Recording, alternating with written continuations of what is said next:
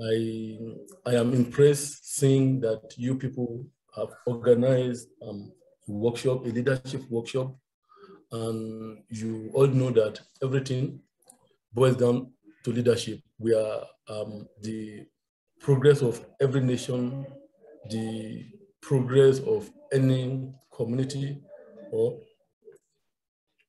any establishment is directly a function of leadership. If you are to start an establishment, the first thing is to have leaders, to have staff members that you train before you even start the establishment itself. So if you have good leaders, you are sure that that the establishment is secured. And even as family, that's why you see that our parents, they'll be closely monitoring the children to see who among the children will take the lead. Necessarily, it's not a function of the firstborn, but if we look at who among the family we carry on with the legacy of the family. So leadership is very, very important. And I'm really impressed that you have come to this level of discussing and thinking of how you can discuss around leadership and can be able to learn on the best way that can move us forward in our individual lives, in the life of our families, in the life of our nation. And I'm sure that we actually have a very, very very good future in Nigeria. I want to use this opportunity to thank the different speakers. It's really a privilege that I got to know that we have Professor Abejide. I will definitely want to meet him when I return back, because one of the work that we are doing, we want people that are in the area of artificial intelligence to team up with the work that we are doing. So thank you for, that thank you so much. That you people are actually creating the link. And please, if you see any students, any engineering student that want to work in the area of artificial intelligence, we really sponsor the student to work in the area of artificial intelligence as applied to materials engineering. So I want to say, you people have started by bringing this notable speakers, and I'm sure that we are going to learn a lot, we are going to gain a lot from them. I want to encourage us to, thank you that we are recording it. Let us take time, let us listen and try to share the recordings to as many other Nigerian students at the University of Johannesburg. And I want to appeal with you that you can also do this by also encouraging other universities in South Africa, most especially VETs, most especially those universities where we have a lot of Nigerian students, and they can also take and begin to do similar things that you are doing. I welcome you to the meeting, and I pray that you will have a very successful deliberations today. I thank all the speakers for coming and thank the organizers, and I declare it open that we will benefit from the consultations today, and it will not just end, it will continue to move from glory to glory. I declare it open in the name of the Father, Amen. the Son, Amen. and the Holy Ghost.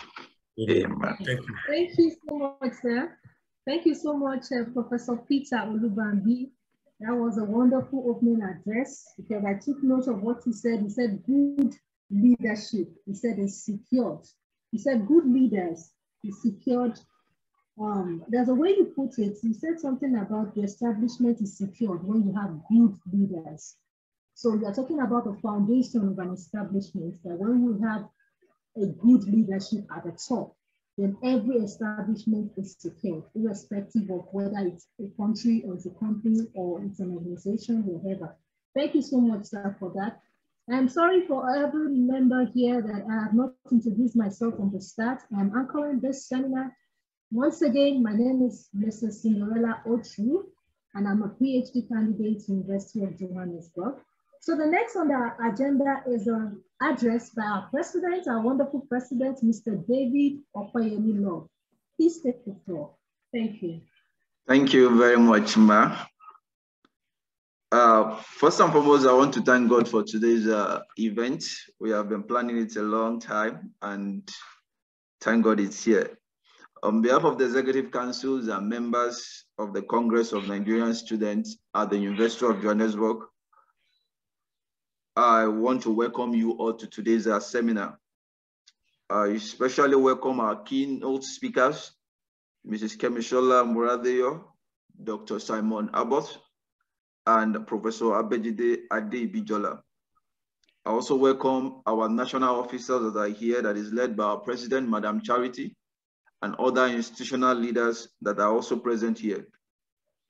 The largest room in the world is the room of improvement, and which summarizes the essence of today's seminar. It seeks to improve our leadership dexterity, aim to equip us and reinvigorate us with the right leadership lessons. As an individual, personally, leadership is all about availability, productivity, and responsibility. However, like every other skill and ability, without retraining, stagnation is inevitable and retrogression is certain. Hence, I want to plead with you all to maximize today's leadership seminar and get the most out of it. Our keynote speakers are experienced academic and corporate leaders who have been in our shoes before. They know what we are going through, they know what we need, they know what we lack, and they have a full understanding of what it's needed to become impactful leaders, productive leaders, responsible leaders, and leaders that will always make a difference. Therefore, I welcome you to today's CONSUJ leadership seminar. Please concentrate and maximize today's content for your improvement and advantage. Thank you very much. You are all welcome. Thank you so much for that precise speech. And it's very wonderful. Thank you so much, Mr. President, for your speech. The next on our agenda is the address by the National President, Mrs. Charity. Please, Mrs. Charity, are you on ground? The National President, Mrs. Charity. Please, we are waiting for your address. Good morning, everyone. Well, good morning. Good morning, everyone. Ladies and gentlemen, all protocol observed. Sorry, I just came into the meeting. I'd like to thank the UJ leadership, the executive, for giving me the opportunity. I'm Charity Agbekan, the president of the National Association of Nigerian Students in South Africa. National Association of Nigerian Students is the umbrella body for all Nigerian students in South Africa, and we cater for the needs of Nigerian students in South Africa, being the bridge for Nigerian students to the different Nigerian missions in South Africa. And once again, I'd like to thank everyone for being here and the keynote speakers. Leadership, it's all about service. For you to be a good leader, you need to be willing to serve. And that's one thing that makes a good leader, willing to serve and willing to guide others. So I hope that we all enjoy this leadership seminar today. And I hope that it's a productive one for all of us. Thank you so much, and God bless you. Thank you so much, our National President, Mrs. Charity Agbekan. Thank you for that opening address. The leadership is all about service. And for you to serve, for you to lead rather, you must be ready to serve. Thank you so much. So now we move to the next agenda, which is about speaking on leadership. So we have our keynote speakers, and we're talking about thoughts on leadership. The first keynote speaker for today is Mr. David Olusegun from the University of Pretoria.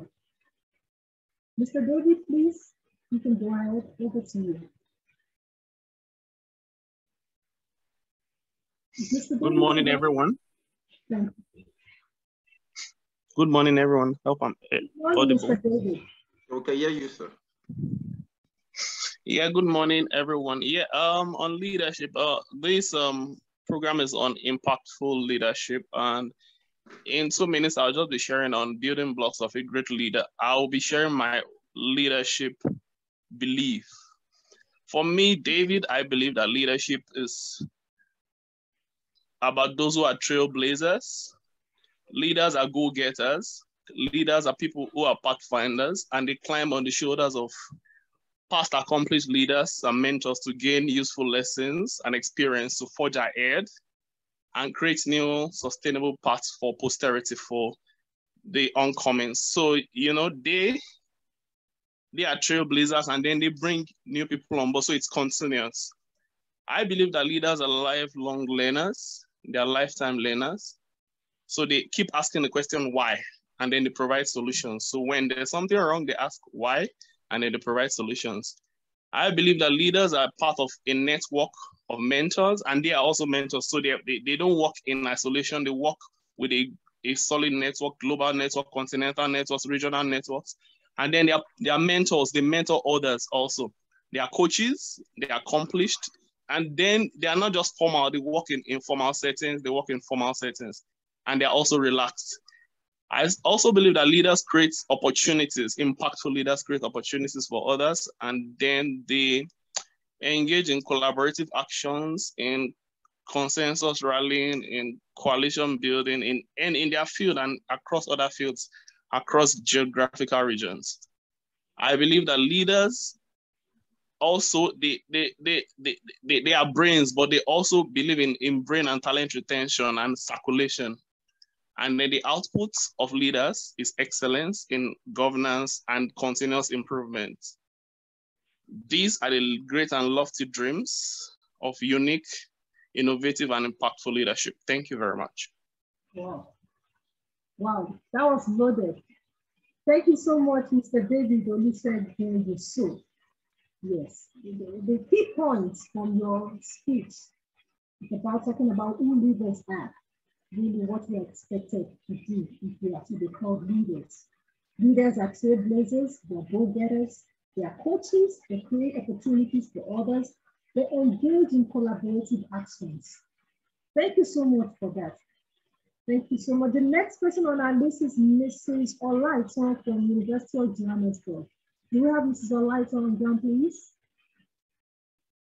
The next speaker, the next keynote speaker, Mrs. Olaiton from University of Johannesburg.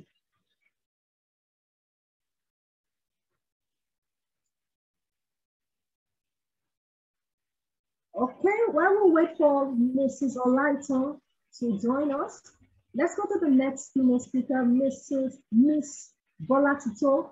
Miss Bolatito, are you here from University of Johannesburg?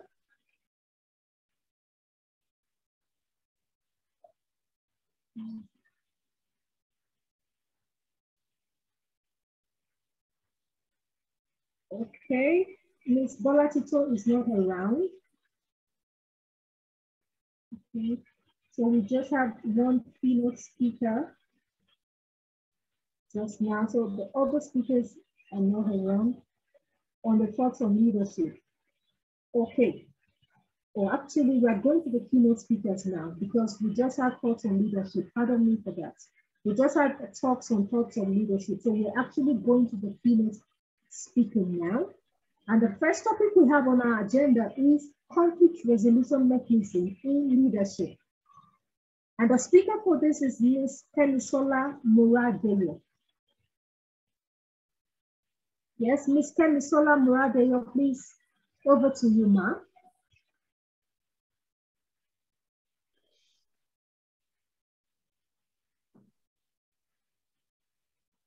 You You're on mute? Okay. Good morning, ladies and gentlemen. Can you hear me? Yes, we can hear you. Excellent. All right. Good morning once again. It's an honor to be here. Thank you so much for the invite. I don't take it lightly. I hope everybody is doing well. Yes. So first of all, I'd like to say thank you to the leadership of the CONSUJ. Very well done for this this well-packaged and well-planned event. I also want to say a big thank you again for the invite to speak on conflict resolution.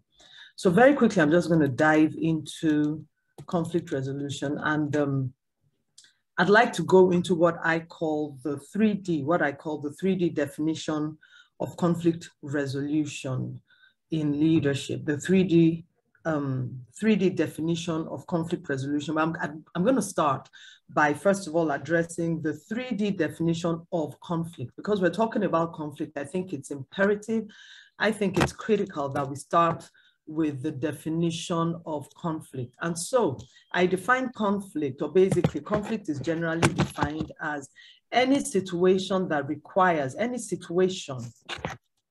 conflict is basically defined as any situation between two or more persons or two or more parties that has one of three things. Number one, a disagreement. Number two, a dispute. Number three, a debate. I'm going to take that again. A conflict is any situation arising between two or more parties or two or more persons involving one, a debate, two, a disagreement, or three, a dispute. Okay, so basically a conflict arises between two, three, or more persons when there's a difference of ideals, a difference in ideas, a difference of ideologies, a difference in opinions. And conflict is a part of our everyday lives. Conflict is a part of our everyday lives. It's really just like change is the most constant thing in life. Change is the only constant thing in life. Conflict is something that we cannot run away from. My people from my tribe would say that as close as the tongue and the teeth are, and as much as they work in tandem, most of the time there are instances, there are situations where the tongue, where they themselves will come into conflict. And so you see that from time to time, once in a while, you find out that we've bitten our tongue inadvertently, unconsciously, it just happens. So really conflict is a part of everyday life. And that is why we say that anytime there's a disagreement, anytime there's a debate, there's a disagreement, there's a dispute, there is conflict. All right. Now, having understood the definition of conflict, we go on very quickly to the definition of conflict resolution. And it's really a very simple thing, really, when you consider the definition of conflict. So what is conflict resolution? By virtue of the fact that conflict is any situation arising between two or more persons or two or more parties involving a debate, a dispute, a disagreement, conflict resolution, therefore is any situation arising between two or more persons or two or more parties involving a dispute, and involving a dispute, a disagreement, or a debate, and the resolution thereof. So essentially, conflict resolution is the process by which that dispute, that debate, that disagreement is resolved. Is any situation, is any process that attempts or seeks or works towards the resolution of a situation where there is a debate, a disagreement, or a dispute. Okay, now that we know the 3D definition of conflict, I'd just like us to go very quickly to the next thing. I'd like us to look at the types of conflict. Like I said, conflict is a part of our everyday life. So I'd like us to go very quickly to the types of conflicts that we have in our everyday lives. And really, there's so many different types of conflict, but I'd like us to focus on three major types of conflict. And we have the organizational conflict, we have the relationship conflict, and we have the value conflict. Now, I'm going to just very briefly mention relationship conflict and value conflict. Relationship conflict, I'm married, so I could have conflicts, a difference of opinion with my husband, it's a conflict. I could have a difference of opinion with my children, it's a conflict. I happen to have 2 children in the university and they feel that they're very grown up, very mature. So we regularly have we have issues sometimes. We have differences of opinion, that's a conflict. Then of course, I'd like to talk about value conflict, where there's a difference in the value proposition of one person and, you know, the value proposition of 2 different persons. There's a difference of opinion. There's a conflict arising from the fact that, look, I operate by these values and this other person operates by these values. And so literature people would say, you know, they might feel that never the twain could meet. So that is value conflict. But for the purpose of our discussion today, we're going to be looking at organizational conflict. So we're going to be looking at organizational conflict. And when we talk about organizational conflict, we're looking at 3 stages of organizational conflict. And what is organizational conflict? Essentially, organizational conflict is conflict that obtains within the workplace. It's workplace conflict, okay? And there are 3 stages. So workplace conflict is very simply a difference of opinion between 2 or more persons who are colleagues.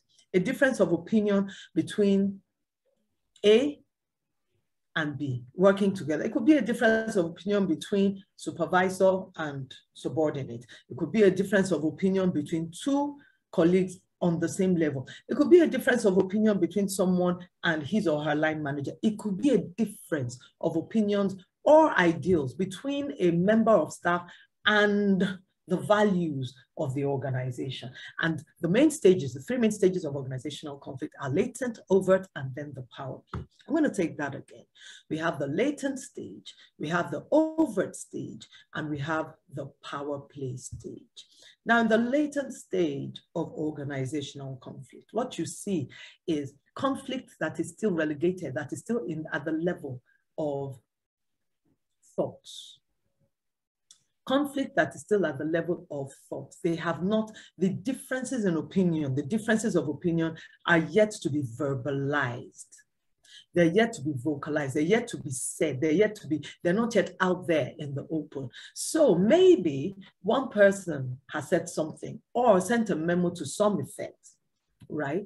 And somebody else has a difference of opinion, but he has not yet expressed. He's yet to express that difference of opinion. We say that that conflict at that point is still at the latent stage.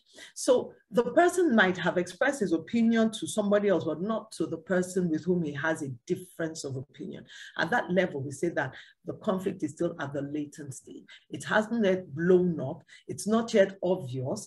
And so really the latent stage of conflict sometimes can be pretty dangerous because there are a lot of undercurrents. And these undercurrents, they produce a lot of tension in the people involved, in the parties involved in the conflict. So at the latent stage of conflict, that conflict is not yet obvious to other parties. It is still between the parties involved, and it has not yet been stated overtly. Now we move on to the overt stage of conflict, where clearly the opposing parties have already stated their views. They have already expressed, vocalized, verbalized their stand. They have already expressed their views, their opinions. And so it is clear to everybody around, everybody involved in that situation, that A has a difference of opinion from B, and B has a difference of opinion from A, and or from C or whatever, or A and B and C and D, somehow or the other are not able to come to a meeting point on a particular issue. All right, so that is when we say that the conflict has reached an overt stage. It is all out there. Everybody is aware, everybody involved in the situation, and everybody remotely connected to the situation is aware that there's a conflict, there's a difference of opinion. Now, at that point, it has not yet been resolved, but it is there and we know it. All right, and then the third stage of organizational conflict is where we have what we call the power play. That's the power play stage, in which the opposing parties and or the opposing persons, the persons involved in the conflict, want to use all the resources at their disposal, their intellect, their influence, their research prowess, everything they have to ensure that they come out on top, that their ideals, their ideologies, their ideas, their opinions are the ones that that win at the end of the day. So there comes a power play. And power play is not just a matter of going to top management and all that. Sometimes it's a function of the ability of an individual to influence the majority of the people in the organization. And we find that sometimes that ability to influence is not necessarily a function of how highly ranked the individual is. Sometimes a fairly lowly ranked individual can actually, is actually able to influence more people, even than those who are highly ranked. All right, so that's what we have for the 3 stages of organizational conflict. And then we're going to move on to conflict resolution strategies. We're moving on to conflict resolution strategies.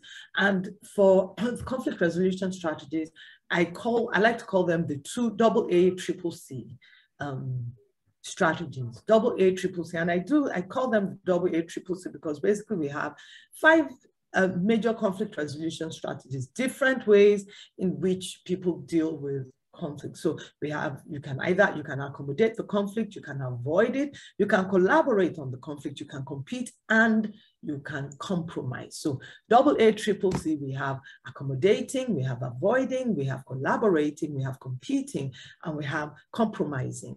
Accommodate, you can avoid, you can collaborate, compete, or compromise. Now, when we accommodate, like I said earlier, conflict is part of our everyday lives. When we accommodate conflict, what we're doing in essence is allowing it to sort of like blow over our heads. So people typically in an organization, if you're not directly involved in the conflict, you would tend to just accommodate it.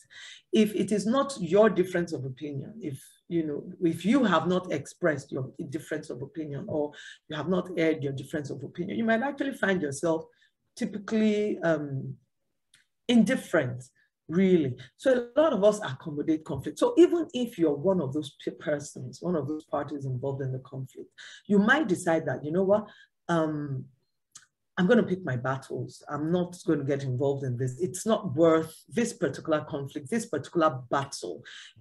It's not worth my time. It's not worth, I'm not going to get involved with it. I have other things to do. So you just quote unquote, let it fly, let it slide, right?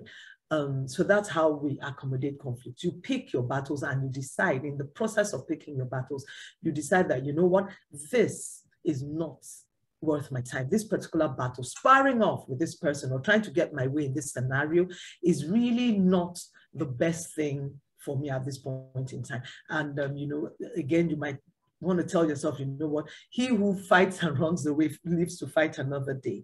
Okay, so we need to understand that really the battle is not the end game of the war. You can lose a battle, but still win the war. So sometimes accommodating the conflict is really not a sign of weakness. I even believe that is a sign of strength. It's a sign of, how would I call it, meekness, where you temper your strength and say, you know what, I'm not going to fight this battle right now. I have bigger fish to fry. So that's how you go about accommodating a conflict. Now, we can also avoid the conflict. We can absolutely avoid the conflict. And please, let's not forget that even as leaders, conflicts are not necessarily all about professional things. Conflicts are not necessarily all about professional things. So there are instances, and these instances are still, unfortunately, pretty rampant, where people make sexist remarks, or where people make racist remarks, for example, right? You might decide to make up your mind that, you know what, I'm not going to rise to the bait. So sometimes these remarks are made in your presence, not necessarily directed at you. In that kind of situation, you might decide, you know what, I'm going to let it fly, accommodate. But sometimes they might even be directed at you. And then you decide again that, you know what, I'm not going to come down to this person's level. right? He or she is making a racist remark, he or she is making a sexist remark. But even if the remarks are directed, even though the remarks are directed at me, I am going to choose to be the bigger person and ignore them. Because if I were to react the way I want to react, it might not turn out so good. It might not end up being a professional thing. So I'm going to choose to just ignore. Like accountants would say, ignore taxation. I'm going to choose to just ignore. So that's a way of avoiding the conflict. Now we're going to go to collaborating.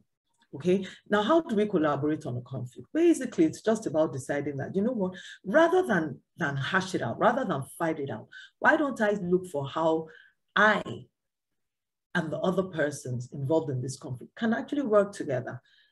And, you know, rather than fight about it, work together. That's basically what it means to collaborate.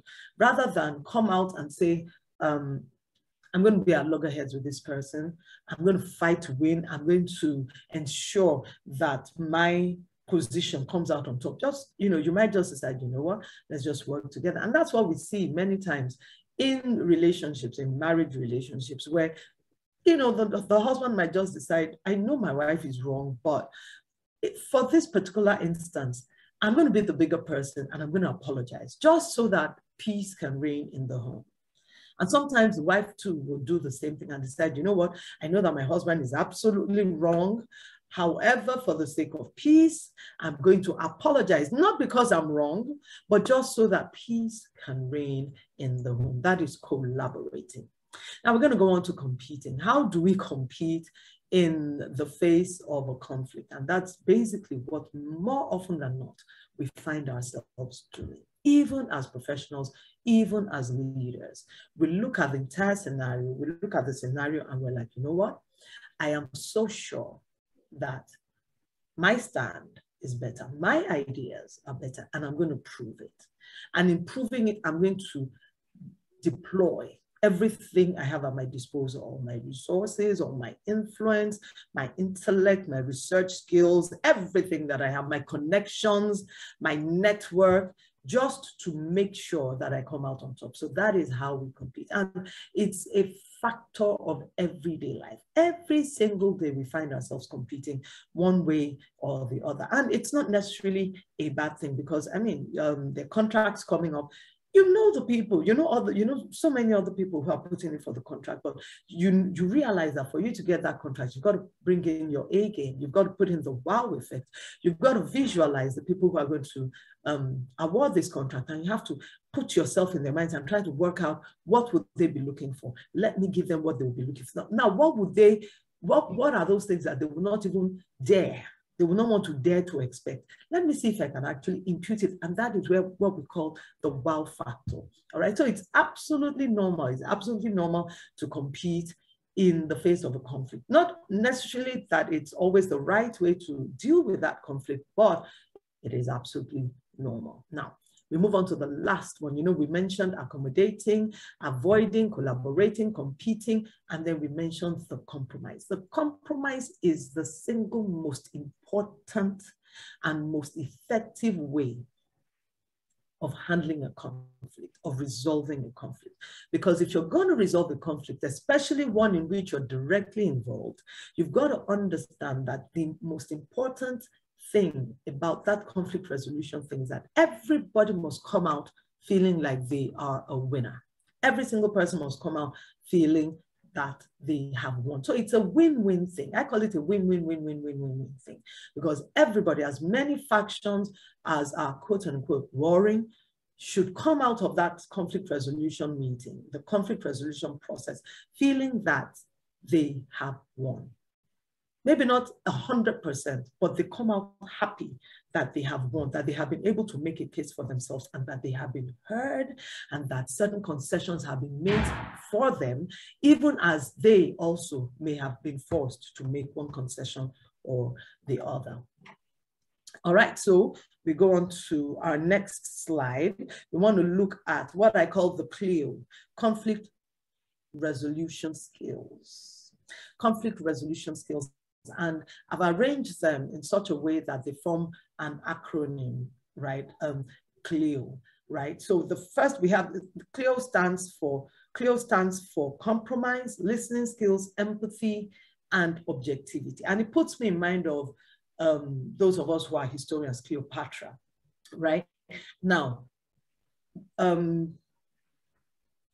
looking at the CLEO, we're looking at conflict resolution skills, compromise, listening skills, empathy, and objectivity. Now, I'd mentioned before that the compromise is the single most important conflict resolution strategy. So if you're going to go into a conflict resolution scenario, especially if you're part and parcel, if you're a part of that conflict, you've got to recognize that first and foremost, you're going in there with the mindset, with the goal of reaching a compromise between all parties. You've got to go in with the mindset that, you know what, I must reach a compromise for everybody. Everybody must be able to come together and have a consensus of opinion that, you know what, at the end of the day, okay, this, we're all happy. We might not be 100% happy about it, but we're content, we're good, it's fine, all right? So compromise, you have to have at the back of your mind. You're going in there not just to get yourself a win, but to ensure that every single member, every single person who is a party to that conflict gets a win also. And then secondly, listening skills. And when we talk about listening skills, it's not just about listening attentively. It's actually more about listening actively. And listening actively has to do with you listening, not just attentively, but ensuring that the person speaking to you, the persons that speak to you, understand that you have that they have your rapt attention and that you have their best interests at heart. So as you're listening, one of the things we do when we're listening actively is that we make eye contact. It's important that you make eye contact with the person that you're listening to, the person speaking to you. Make eye contact with that person. And then, of course, while the person is speaking to you, you can lean a little, just a little, towards that person. Lean your body, your upper body, your torso, towards that person, so that that person knows that you're fully invested in what they're saying. And then, of course, in the process of listening actively, you're making, at every pause, you're making some sound to let the person know that you're still listening and that you're taking down you're understanding what the person is saying. And when you need to make clarifications, this is one very important aspect of listening actively, you seek clarification. So sometimes you might have to respectfully interrupt and ask that, I need to confirm, did you say this and this and this happened? Now, I have found that sometimes when someone is involved in a conflict and is speaking, out of anger, the emotions are high, there tend to be exaggerations. So by the time, for instance, someone said, you will not believe, he's venting and he's saying, you won't believe, Kemisola slapped me. And then, and you realize that this is a work situation. Why would one person slap another? So you immediately cut into that conversation, cut into that person's, what the person is saying. Just cut in and say and ask, I'm sorry, did you just say that Kemisola slapped you? More often than not, by the time you're asking for confirmation, many times, the person speaking will realize that he may have exaggerated a tad. And so he would backtrack and say, well, I don't mean she slapped me literally, but it was as good as a slap, the way she used her words on me. And then you have a clearer picture of what went down. So it's not a matter, then in that kind of hypothetical situation, it's not a matter of the person being slapped physically, literally, but more feeling that the words that the other person spoke were a slap to him. And then, you have a clearer picture of what's going on. And then, of course, empathy. Typically, when I teach about empathy, when I speak about empathy, I would wear heels. And if I were in a real classroom, in a physical classroom, I would wear heels and look for a woman in the class who wears a similar size to mine, and ask, and of course, I would always choose a woman wearing flats, and I would ask the woman to wear my heels, literally put her feet in my shoes and stand and walk around for a few minutes. The essence of this is to let that person understand what I had been going through, wearing heels for the past God knows how many minutes or hours while facilitating the session with them. And so they would have a first-hand experience of what I had been going through. That is empathy. Empathy is almost literally putting yourself in the position of the other person, trying to visualize, if this were me, if I were the one in this kind of situation, how would I have felt? What would I have done? Understanding this makes it easier to conceptualize what the other person is going through. And then, of course, the last and by no means the least is objectivity.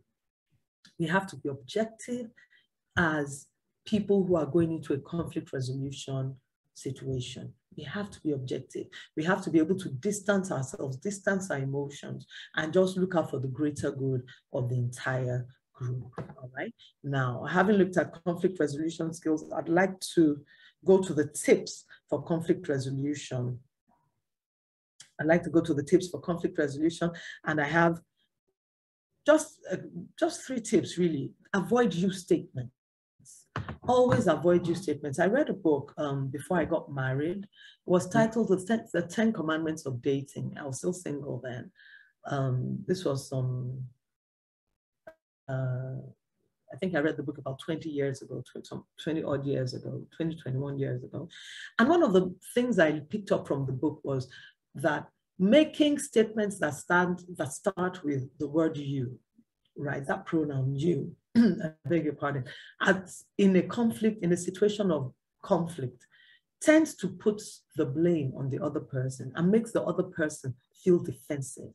So when you're trying to resolve a conflict, especially if you are party to that conflict, avoid you statements. And when I say avoid you statements, it's not just avoiding you statements verbally, but avoiding you statements even in your actions. So you could be avoiding you statements, but pointing. So when you're avoiding, when you try not to make you statements, also try not to point, because in the process of pointing at the other person or one other person, basically, you're still making a you statement without verbalizing it. So avoid you statements because it tends to put the other person on the defensive. So rather than say you did so and so, just say I was hurt. Rather than say you hurt me, you can say, for instance, I was hurt when this happened. No, you would say I was hurt when you did this. I was hurt when this happened. I felt offended when I heard the words. I felt that the words so and so were sexist. I consider the word so and so sexist. You see, that way you have actually addressed the problem without necessarily pointing fingers at the person, pointing a finger at the person who said them. Okay, and that way you're not putting that person on the defensive. Indeed, that way the person can see things from your own point of view. All right, and then of course, deal with the problem, not the person.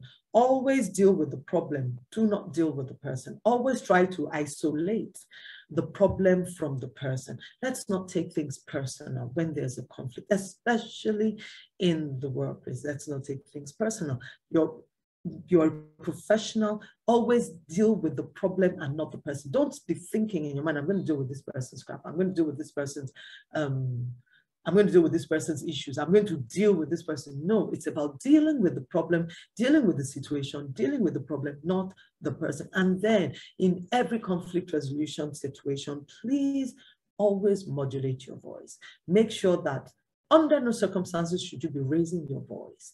In anger, in emotion, no. Modulate your voice, control your emotions. It is very important. Indeed, it is critical.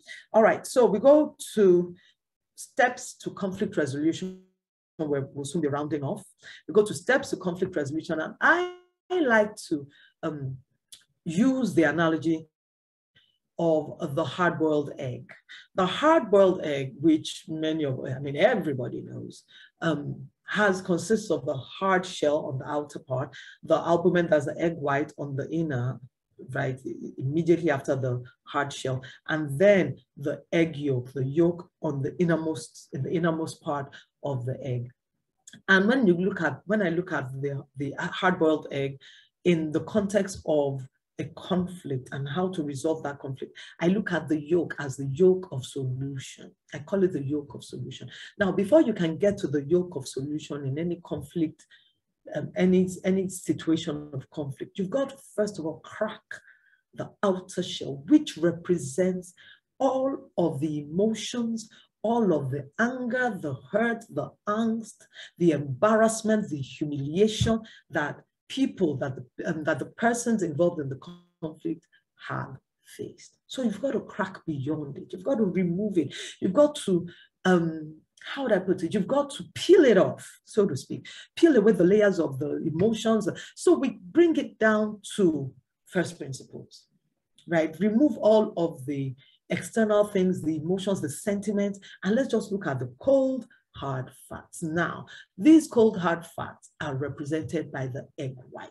Now, understanding the cold, hard facts does not resolve the issue. And if we think back to the nutrition values, even, the actual value of the egg white, right? To realize that, one, eating the egg white does not fill you. And then secondly, it has absolutely no nutritional value whatsoever. I personally like it because I know I can eat it and not add a thing, okay? So I not add anything to my weight. So understanding those critical issues, the facts, the basic facts of the situation, right, does not address the situation, but at least it's good for us to identify, because in identifying them and addressing them one by one, we're able to look at the options for conflict resolution, okay? So once you identify the critical issues, the facts, and you address them, right, the options, and I call the options the yoke of solution, the options become obvious. And even if they're not immediately obvious, you can work towards them. And then the yoke of solution, getting to that yoke of solution means that you get to a point where you begin to evaluate each of the options by which this conflict can be resolved. And then at the end of the day, everybody, all the parties would agree on the best option to pursue. And once that is done, we move to the very last thing, and that is documentation. The agreement reached must be documented. In fact, at the point at which those agreements have been reached, and this person is making a concession, and this person has decided to compromise, and the compromise is being reached, every single thing must be documented. And if need be, as much as lies within your power, please get every member, every party to the conflict to sign that agreement. Get them to sign their consent. All right, so with that, ladies and gentlemen, we have come to the end of our conflict resolution session. I hope it was impactful. I hope it made sense. I hope it was value added to you. And so I think we can take a few, if we still have time in this session, we can take a few questions. Thank you very much. Thank you so much. Thank you so much, Mrs. Kemisola. This is just a very rich presentation on conflict resolution. I've heard so much about conflict resolution, but I must tell you, it's not this detailed. I've got to know a lot now. So just a summary, Mrs. Kemisola has told us a lot about conflict resolution. She started from the definition of conflict resolution, definition of conflict, down to the definition of conflict resolution, types of conflicts, and she focused on organizational conflicts. Then the way through the next on the agenda was conflict resolution strategy. So that's just a summary of all that she has told us today. And I'm happy that this seminar is recorded, so a lot of people get to watch and learn from this presentation. So you might be wondering, who is Mrs. Kemisola Moradoye? So sorry, Ma, that before we started the presentation, we didn't tell people about you. We didn't. No, it's fine. Thank you. But I will do that immediately before we go to the next on our agenda. Mrs. Kemisola Moradoye is the founder and lead facilitator, Virtual Corp Consulting, Lagos, Nigeria. Kemisola Moradoye is a learning and development consultant who has facilitated learning interventions for companies such as Globalcom, Wema Bank, SIMS, IFA, to mention a few. After 9 years in the banking industry, she worked in such departments as internal control, product management, and strategic customer care. She left as an assistant manager in 2007 to set up her own company, which is called the Data Hub Limited. Kemisola is a graduate of accounting from the University of Lagos, and upon discovering a desire for a more people-centric and humanitarian career, pursued an MSc in sociology from the same university. With a passion for youth and teens, she discovered a breadth of virtual information on issues of purity in sexuality and first developed a curriculum for teens sexuality education, on which she has facilitated numerous sessions in schools and churches alike, and has been able to reach thousands with a message of sexual purity. This led her to pursue a postgraduate doctorate in psychology from the University of Lagos, which she is currently rounding off. Kemisola is married with children and co-pastors a parish of the Redeemed Christian Church of God with her husband in Lagos, Nigeria. She is a writer of inspirational romantic fiction with a Nigerian flavor and is a consulting editor for King Essence Craft Alliance, converting ideas and sermons into published works that positively impact people's spiritual growth. Given her in-depth experience in the corporate world, she will be speaking on how to resolve conflict for inclusive leadership, which she does do. You can reach Kemisola on our social media handle at @Kemisola, which I'm going to post now on the chat board quickly for everyone to see. Kemisola. That's our Twitter handle. Just a minute. Yes, that's a social media handle. Thank you so much, ma'am, once again for this wonderful session. Thank you. But the next we have on our agenda is a question and answer. And I want to ask you, how do you want us to go about this? The questions and answers, do you want us to ask all the questions and then you attend to them one after the other? Or you want to answer each question as they come? Let's just get that. Okay. Before then, while we wait for Mrs. Kemisola to return, I'm going to read the profile of our next speaker quickly. Just a minute. She's back. Oh, okay, you're back. So I said we're going to question and answer. And I was asking, how do you want this session to be like? Do you want to take all the questions at once? Do we take all the questions at once, then you attend to them one after the other? Okay, maybe we should take all the questions at once. No, let's take all the questions at once. At once. Okay, yes. Please, if you have questions, signify by raising your hand and the symbol. If you have questions for Mrs. Kemisola on conflict resolution, while we wait for the questions, I think I can just go ahead and ask my question. Yes. Talking about conflict resolution, on the aspect of conflict resolution strategies that you just mentioned, I wanted to ask you, where does the aspect of negotiation come from? Where does it come in, the aspect of negotiation? So that the negotiation comes in when you're moving towards compromise. Right? So you negotiate when you're trying to make concessions. You understand that party A, for party A, these are the things that he wants. For party B, these are the things that he wants, he or she wants. For party C and all that. And then you look at everything, you put everything together, putting everything into a basket and looking at it and saying, you know what is going to work for our greater good? What are the things that are going to work for our greater good? And then you ask party A to leave. Okay, party A, what happens? Why don't we give you A and B like you asked for? And then you concede point C, D, and E. All right, that's where the negotiation skills come in. So it's really negotiation skills are a function of a part of that compromise, reaching a compromise. So at the end of the day, it's about making concessions. If everybody agrees that, you know what, nobody can have their way completely, 100%. So why don't we look at how we can get 50%, 30%, there are three members or there are, three parties to this conflict. So let everybody get at least 30% of their points accepted, and then you negotiate. So basically that's it. Negotiation comes up in the process of trying to reach a compromise.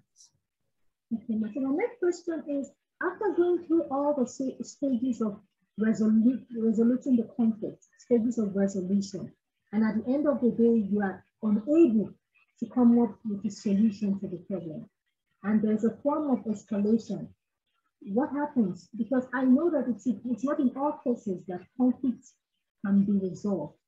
So in the absence of resolution, when there is an escalation in the conflict, of course, what do we do? So if you're unable to resolve the conflict, I said something the other time earlier during my presentation, he who fights and runs away lives to fight another day. So it's not every conflict that has to be resolved as at that particular point in time.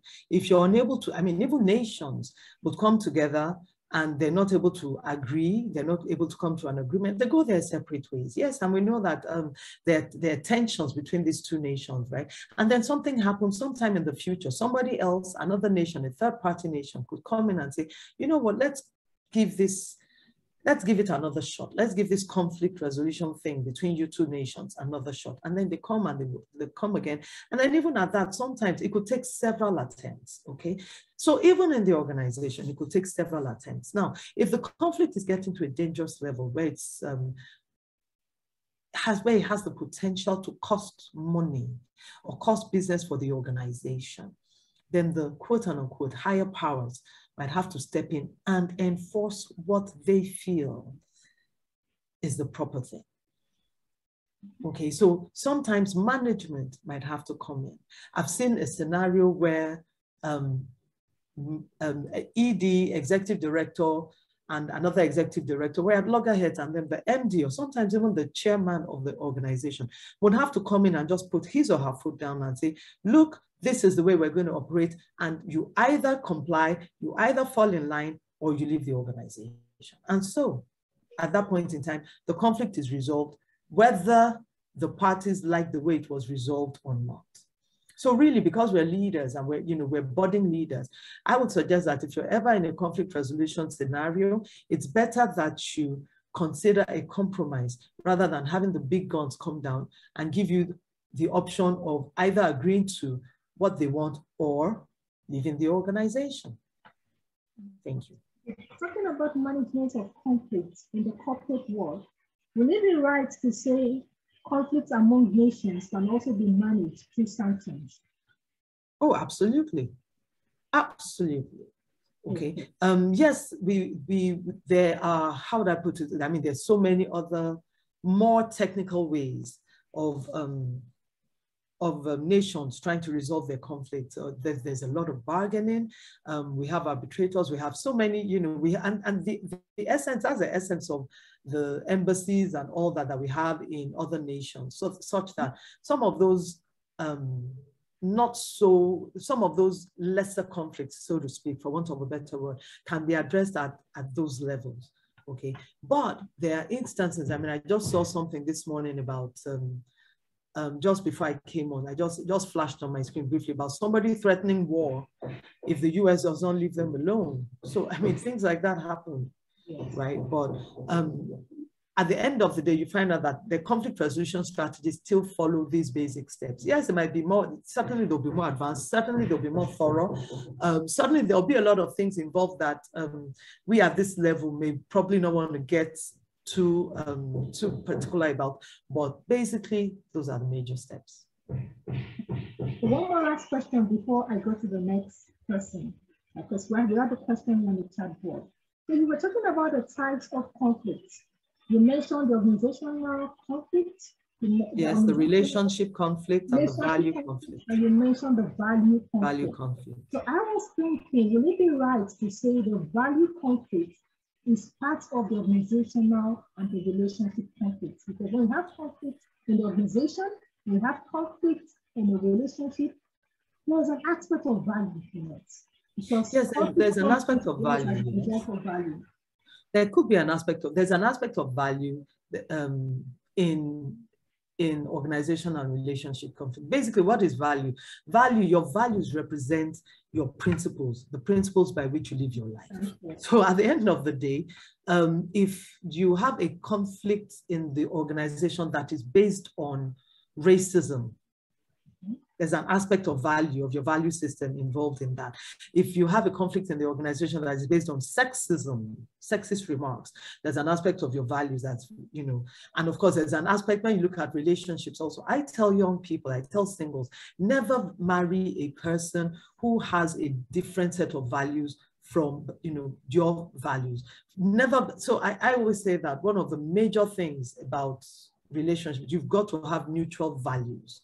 You've got to have the same values, I beg your pardon. So if you're the sort of person who likes to wake up early, go, you know, do a 9-to-5 job, you like to be engaged actively in one activity or the other, you're going to find that getting involved with someone who likes to sit on the phone all the time, the person might be making his money, but you know, he's always on the phone, making his money on the phone, always on Instagram and all that. There will be a conflict of values. And if care is not taken, you would end up hating such a person or despising such a person and vice versa. So at the end of the day, yes, you would find that sometimes there's a bit of an, you know, there's a bit of an overlap, but values basically, for instance, people of two different religions that cannot put aside their differences to work together, right? That is where, that is a typical example of value, you know, value conflict, yes. Thank you so much, Miss. I'll take this question here by Miss or Mrs. Temilolua. What would you say about a conflicting situation where you know the result of the event will be disastrous? But the best you do. Can I take it again? Yes, please. Okay, from Mrs. Temilolua, what would you say about a conflicting situation where you know the result of the event will be disastrous, but the best you could do at that point is pick your battles? You know, picking your battles and looking away will be disastrous. What can you do at that point when you are the only light on the situation, but it's a dead end? Well, it's unfortunate. I saw a movie recently, quite by accident. I think it was titled Don't Look Up, where a couple of scientists were trying to warn the nation against an impending catastrophe. And it got to the point where they were even able to see the president of the United States. But, you know, at the end of the day, they were laughed to scorn. And that ended up in the destruction of the entire planet. So what do you do in a situation where you're the only person who can see this as a potential catastrophe? Well, when you talk, you come out and you mention it to quote and unquote, well, you mention it, for instance, your line supervisor, the people you feel can do the work, right?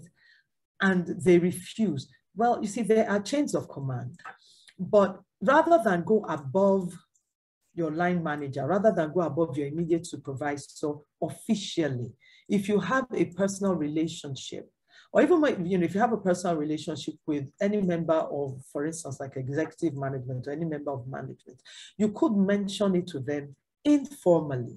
Mentioning it to them informally is saying, you're not writing an official memo, you're not telling them in an official capacity, but you're just expressing, it's like you're confiding in them a fear that you have.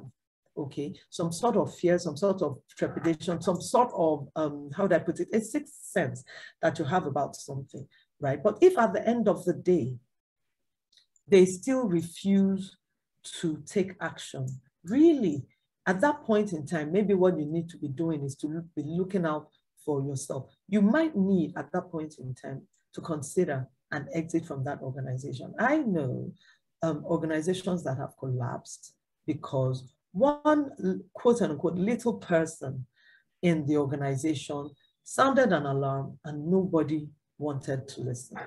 So at that point in time, if you see that it's like being on a sinking ship and you've warned everybody and nobody wants to listen, the next thing you do is you jump ship. If you know that you're not going to collapse with them, if you know you don't want to collapse with them, you don't want to go down with the ship, you jump ship. So that's it. Okay, I'm sure Mrs. Temilua got that message. Mrs. Penny just spoke about considering options. Options like, yeah, okay, she answered all options like allies, third party, superiors. You consider those options, and if those options failed at the end of the day, then just look for your exit. Thank you so much, Ma. Thank you. On our agenda. Now we're talking about thoughts on leadership. The second segment of thoughts on leadership. We have Mr. Ajayi Shegu on the list. We have Mr. Abdulrazak, Mrs. Iwasoku, and we have Mr. Oraita on our list on thoughts on leadership. So quickly, can we take Mr. Ajayi Shegu on thoughts on leadership?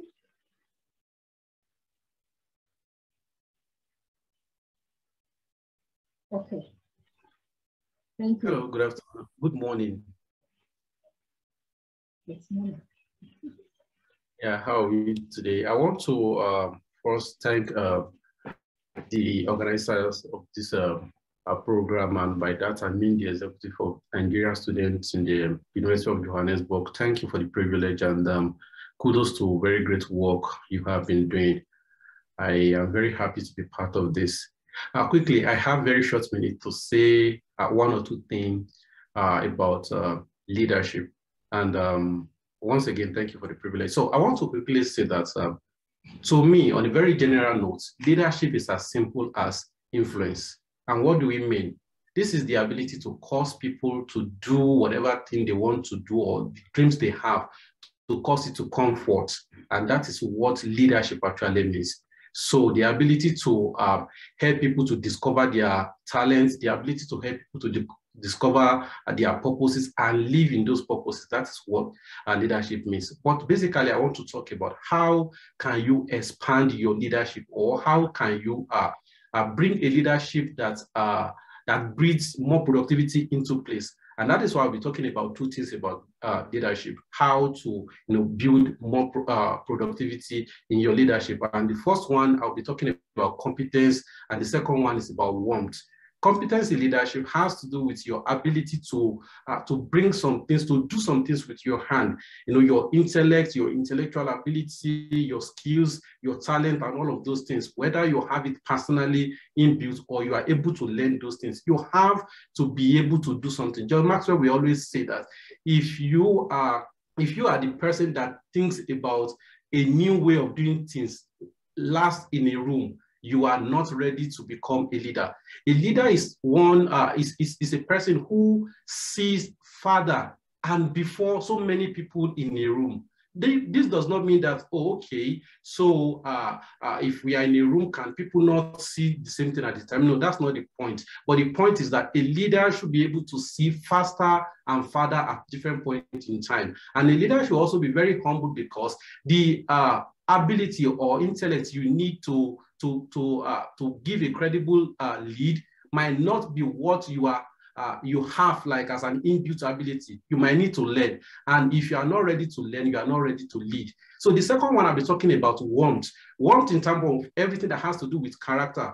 No matter how intelligent you are, if you don't have empathy, if you don't have courage, if you don't have humility, if you don't have integrity, you will not be able to lead people. You will not be able to cause people to do whatever thing they want to do. We have so many examples of people who are very, very intelligent, but they cannot take it beyond themselves because they don't have warmth. And so when you want to become a leader that people love to follow, you have to bring your competence in connection with warmth. I'm talking about character now. And by warmth, I mean people will not really care how much you know until they know how much you care. I will say that again. People will not really care how much you know until they know how much you care. And by bringing these two important things together, we will be able to cause a very great ripple effect of leadership, and we'll be able to bring people to this area of realization of how they can do things better or what they are here on earth to do. Thank you so much for the privilege once again. Thank you so much, Mr. Shedmajayi. Thank you so much. Short and very impactful. You said as a leader, you must be able to bring something to the table. There's an aspect also, a quote that I picked from what you just said. He said, people will not really care how much you know until they know how much you care. Thank you so much, sir. So we go to the next on our agenda.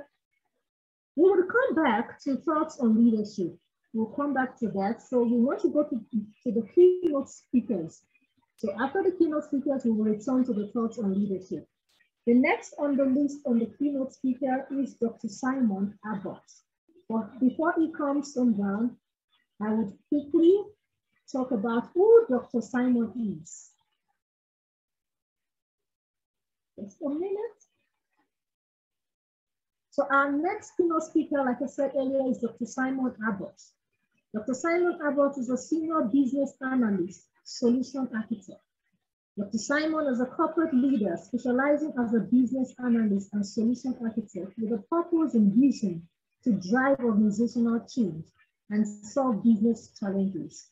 He leads through mutual respect, trust, and honest communication with a track record of responsibility, integrity, and commitment to the company's objectives. He has more than 15 years of experience in corporate world.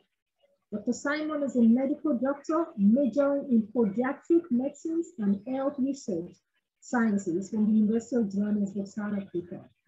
He has a Master's of Business Administration, MBA, from Newport University. He also has a PhD from Newport University, focusing on business science. Dr. Abbott has been a business analyst, process analyst, and solution architect in the following top corporate organizations: Barclays African Group Limited, Arthur Smith and Associates, RMB Private Bank, Escom, A&G Insurance House, Standard Bank Group, Leonardo Business Consulting Limited, Quesse, Econet Media, Anglo-American South African, and Anchor International Projects.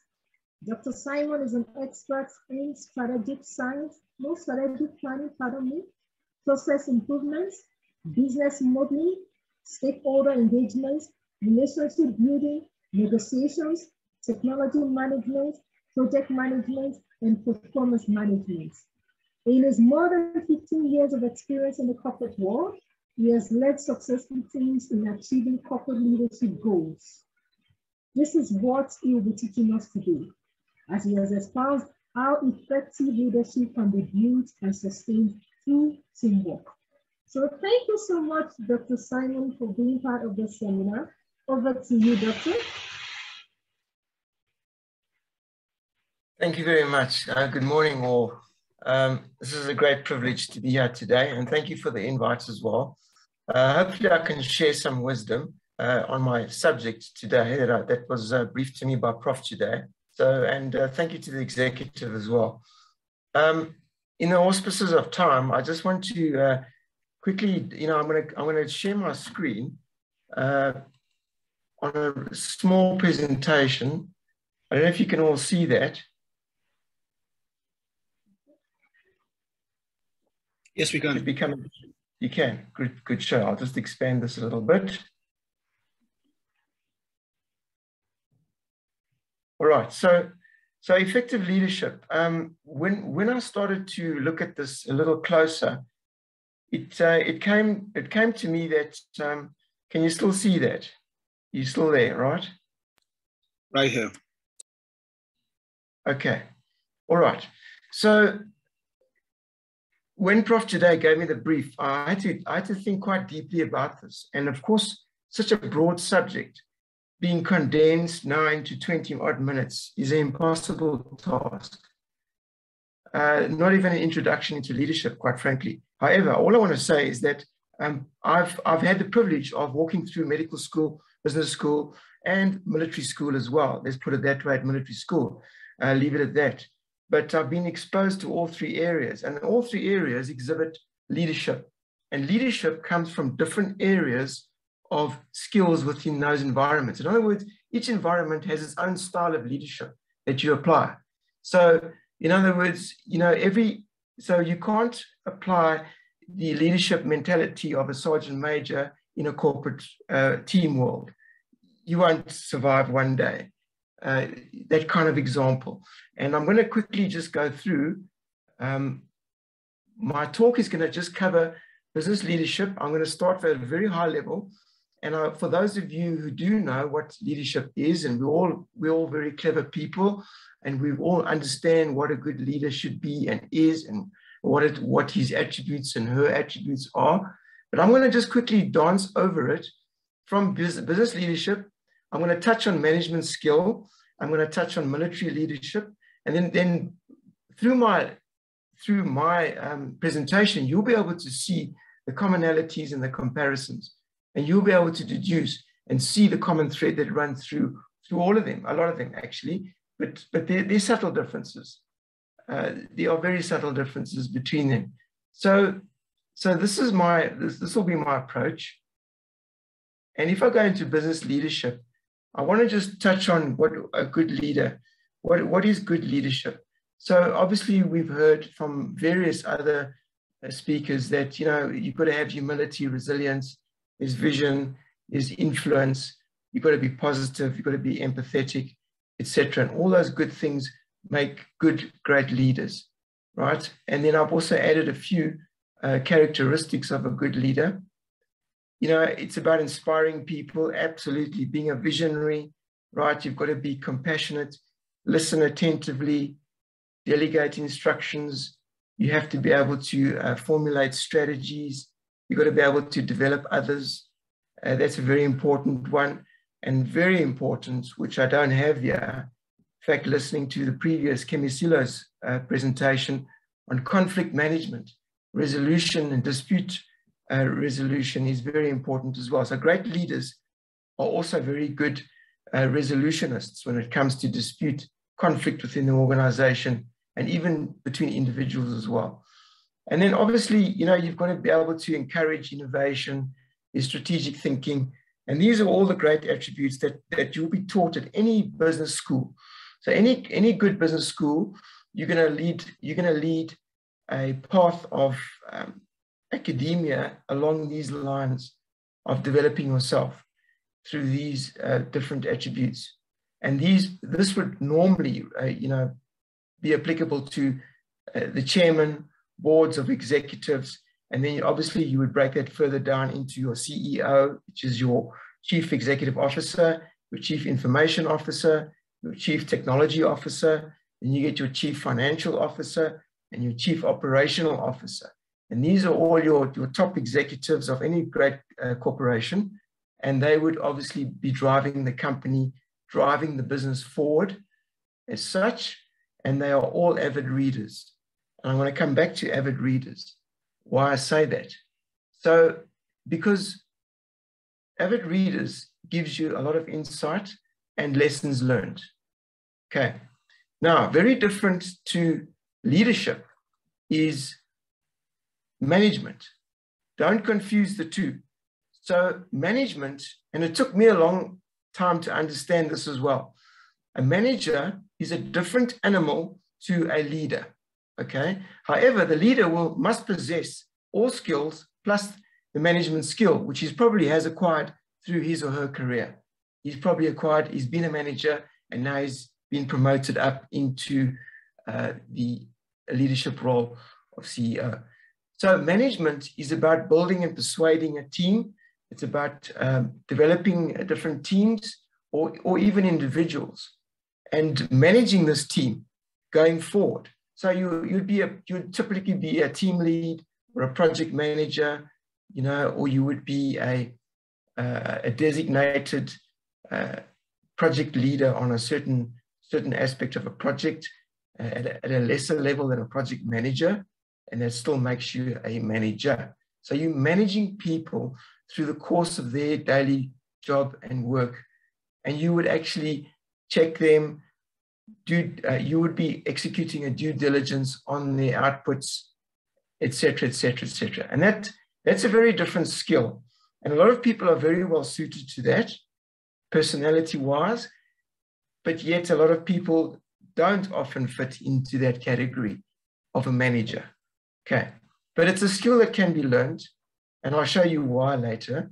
But leaders are very different to managers. So that's my point today on these two slides. And forgive my busy slides. I just wanted to present, the two different spheres, that we don't get confused between the two. However, there's a lot of commonality that run common to both. Not too much, but you'll see there that you've got to be a clear communicator. You've got to have good emotional intelligence across the board. That's it. If you want to get up into management, get up into leadership, if you want to build teams, you've got to have a strong level of emotional intelligence. That is key. Organizational skill is absolutely key. You've got to have the technical skill that's required in the job. That's a no-brainer. And you've got to have your conceptual skills as well, etc., etc. And I've just added a note there at the bottom there about emotional intelligence. That is absolutely key to when you want to work with people and you want to lead people. You've got to be very adaptable, very pliable, and you've got to be almost very empathetic in that area, and understand and read situations very well.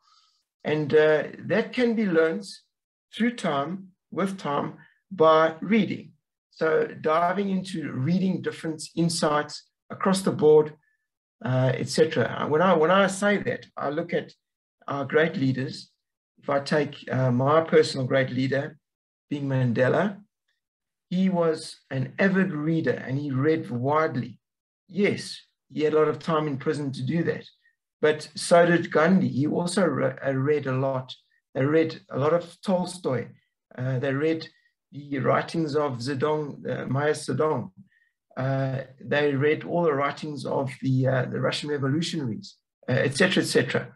So they have this wide spectrum of background and insight that they drew upon, and that was fascinating when I read that, was to understand that they had this high level of intellect because of their depth of knowledge and their depth and their insight into the thinking of those great leaders, stroke revolutionaries in those eras, past eras.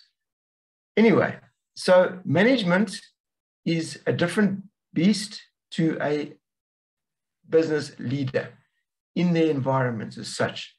Okay, they have different skill sets and different approaches as well. Let's now look at military leadership. So now I'm bouncing into military leadership. Military leadership is very complex. So it's how can I say, it's simple but yet complex. So in other words, if most of us, when we look at military leadership, we think of the general on the battleground, the general that stands up and leads his forces into the battlefield, and he is a great big hero.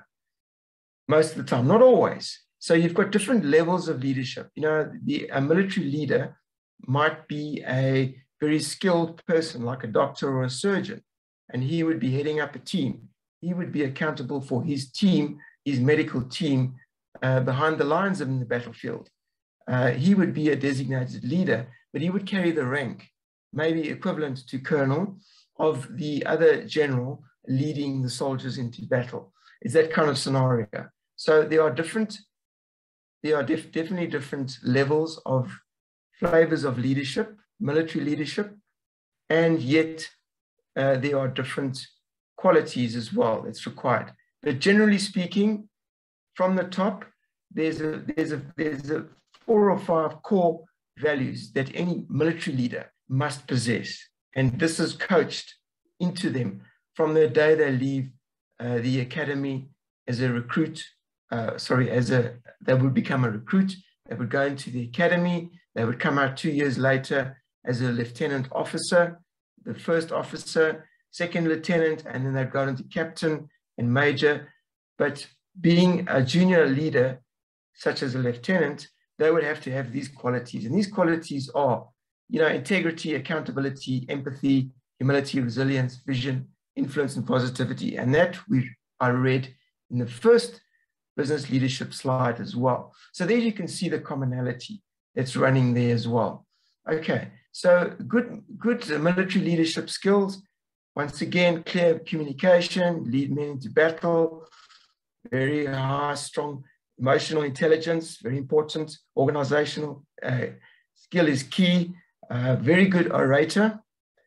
Inspire his men, develop teams, develop and motivate teams. Very, very key to being a military leader.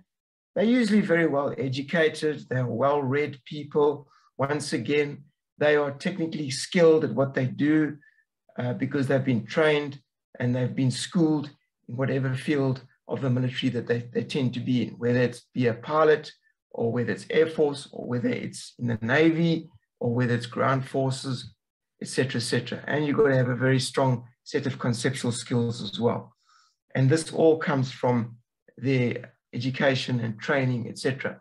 So military leadership on this slide alone, I would need a whole morning to unpack this for you just to go through it. So, and a lot of people and many of us don't ever get shown this. I personally was never shown this at school before I went into the military. We knew nothing. I knew zip nothing. You only get this startling realizations when you're in the environment or basically in the prison of engagement is what I called it. Anyway, so military leaders, just to put into perspective and to allay any confusions, and most people don't know this, is that there are two groups of military leaders. You get the commissioned officer, which is your classical officer, the colonel, the major, and the captain, and he is the officer that wears rank on his shoulder. And I managed to just break it down into two groups here. Then you get the non-commissioned officer, and I'll just briefly explain what each one is very, very briefly.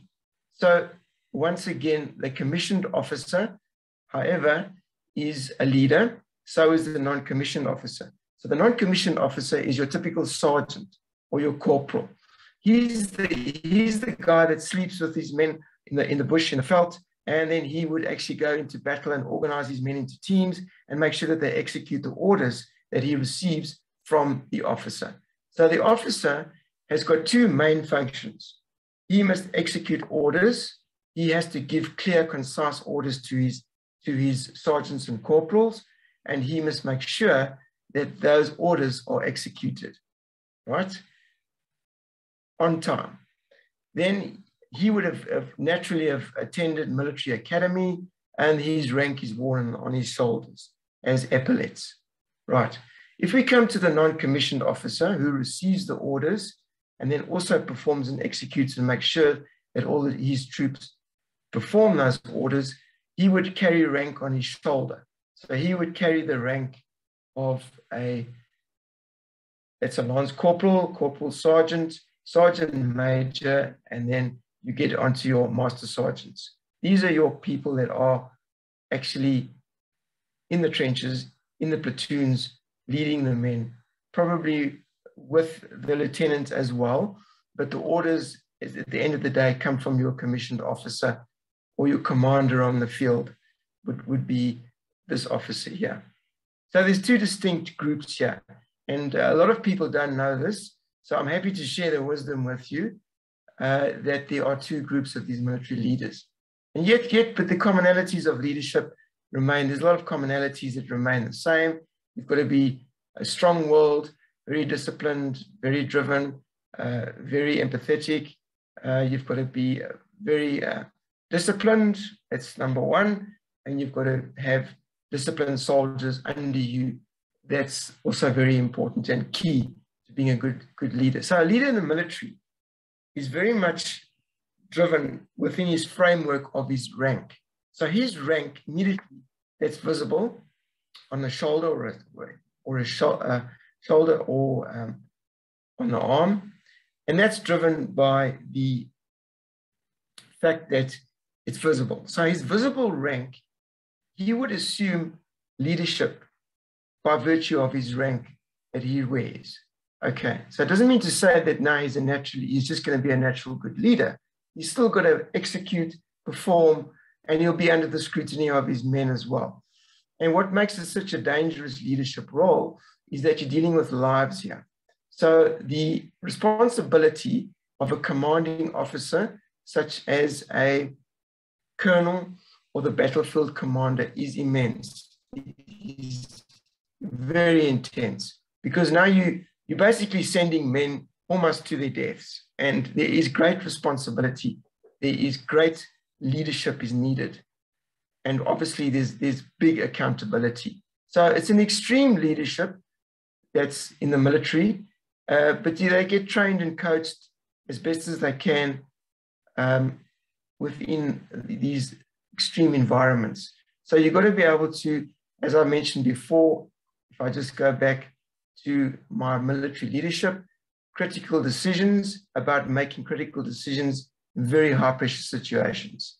The same can apply to a leader in business, corporate world, financial environments where you get these boiler rooms. Boiler rooms are investment houses on stock markets, etc. You're getting critical decisions to be made in very high pressure situations with huge risks. Okay. The only big difference here is that there are lives at stake within the military leadership. Lives are not really at stake within the corporate world, just big money and big share market value is at stake. That's the key difference there. So now I've just touched on military leadership and the two groups of military leadership, and now you can see the commonalities that run between military business and then corporates as well. If I move on to just to conclude my talk very quickly here. So if we take a great leader like Mandela, he had a different style of leadership, and his leadership was always leading from behind. So you can lead from behind, you can be this leader, great leader in the background, and you lead by developing people, realizing their potential, and acceptance and forgiveness is what he propagated. And that's how Mandela got the country through a very possible potential civil war.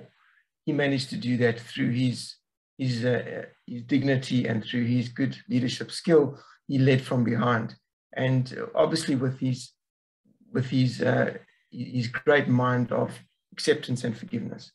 So how do we become involved in leadership? If we were sitting at university as postgraduate students and we don't have an opportunity, how do we become involved in leadership? Leadership, I believe, is a skill that can be taught, it can be learned, and you can practice it. And it takes a lot of practice. It takes a lot of practice to develop these skills, as well as keep your ego in check. Coming back to the previous speaker of conflict resolution, is that how do we actually contain our egos? So great leaders have great egos. So you have to diffuse your own ego to be a great conflict resolutionist. So how do you become involved in a leadership role from day one? Well, you've got to get involved into your community leadership projects, programs, small things. You can become a member of a social club. There's great potential there to start developing these skills. You can get involved in lesser roles of leadership within a university program or a project. You might be heading up a project within your own department or your own division. You can take leadership. Business schools are very good at this. In your syndicate meetings, they will present and instigate different projects to teams. And by virtue of the engagement of the team, the leader will emerge. And that leader will emerge as the leader who is eager, who is keen, who is absolutely positive about it, confident, very important, and has the ability and not scared to take on dirty work. That's another great attribute of a good leader. is not scared to take on dirty work. Roll his sleeves up or her sleeves up and take on the work accordingly. Right, so there are many ways, and the reason why I've just concluded with this slide is to say it's real, it's here, it can be learned, it's a skill, and you can start today. You can actually start it today by simple things. You can skill yourself up. Reading is a great start. I always believe that reading the autobiographies of the great leaders is a great way to understand how they think, how they approach different scenarios, and how they would lead people or develop people from zero, to being a hero. That is key. That's what a leader is.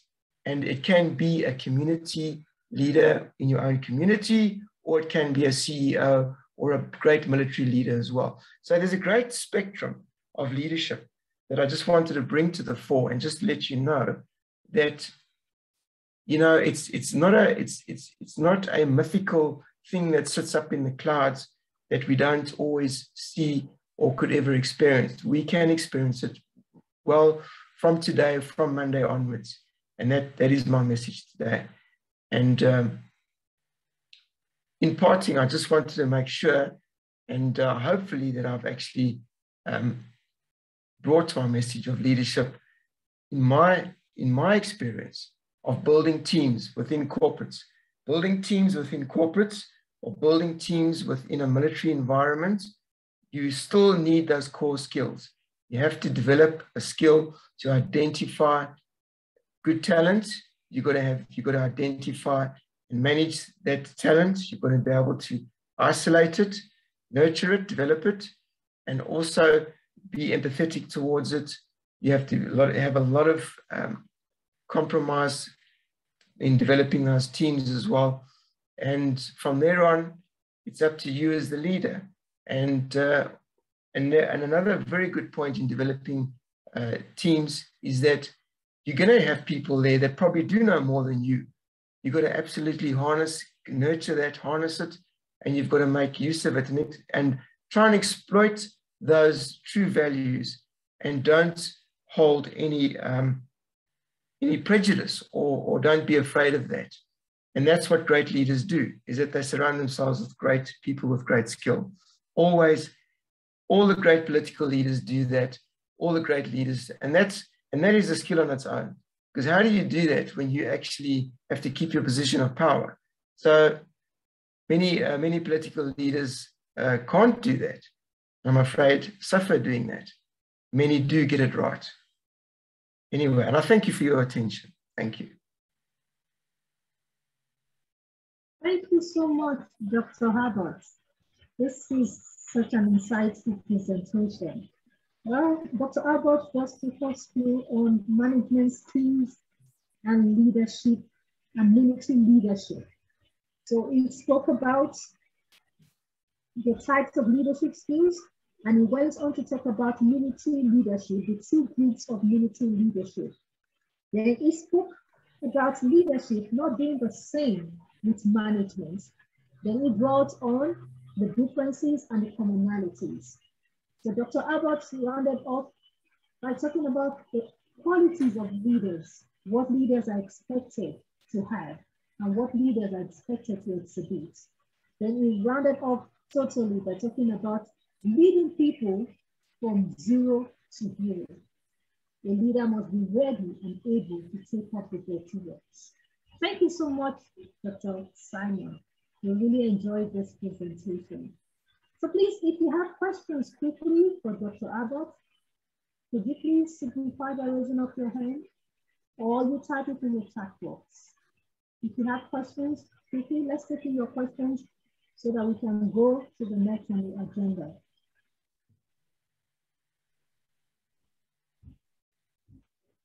So while we wait for anyone to have questions, Dr. Abbott, this is my question.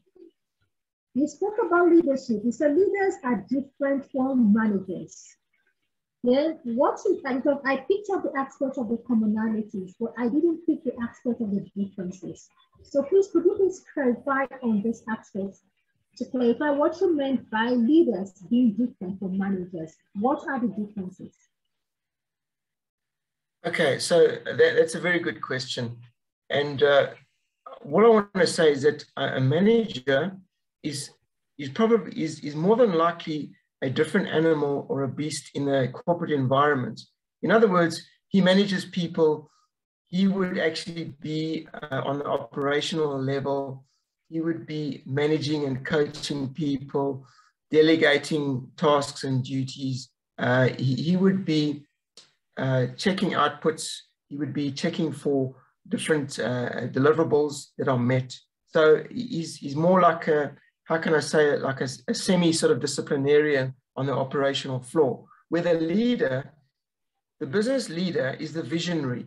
He sits and he would expect reports from the manager on the progress, and he wants to see reports. He wants to see the progress, and all he wants to do is actually see the progress going forward, and then he would strategize upon that, change his strategy or develop a new strategy, and he would execute the strategy accordingly. So he's more of a visionary sitting at the helm of a corporate, whereas giving guidance, that is, whereas the manager would be hands-on, roll your sleeves up, let's get this job done. He would be fingers in the mud, getting the work done kind of thing with his team, with his people.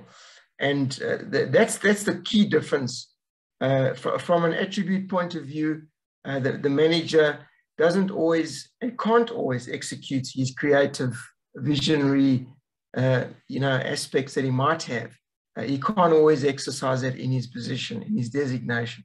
So he would focus on his deliverables and his outputs more so at his level within the organization.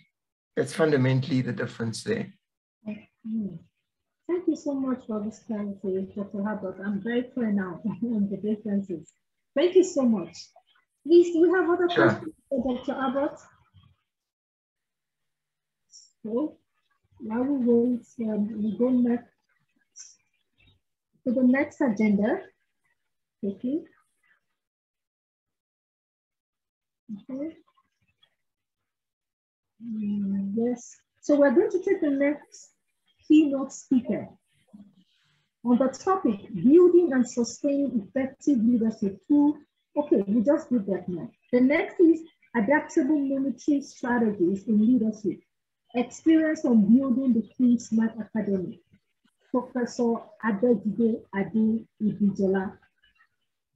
Thank you. Quickly, before we go to that, can I just read out his profile? Yeah. Okay. We'll take his profile now. Professor Adejide Ade Ibijola is a professor at the University of Johannesburg and the founder of Kingsman Academy. Professor Adejide Ade is a professor in artificial intelligence and application at the University of Johannesburg. He's an academic whose research interest has a real-world impact on the industry and society. Having supervised many masters and PhD students, he creates innovation in driving the fourth industrial revolution, building multi-domain artificial intelligence systems to tackle economic, business, and societal problems. Professor Adejide has about 15 years of work experience in academics and IT consulting, revolving around software development, artificial intelligence, games development, and financial markets.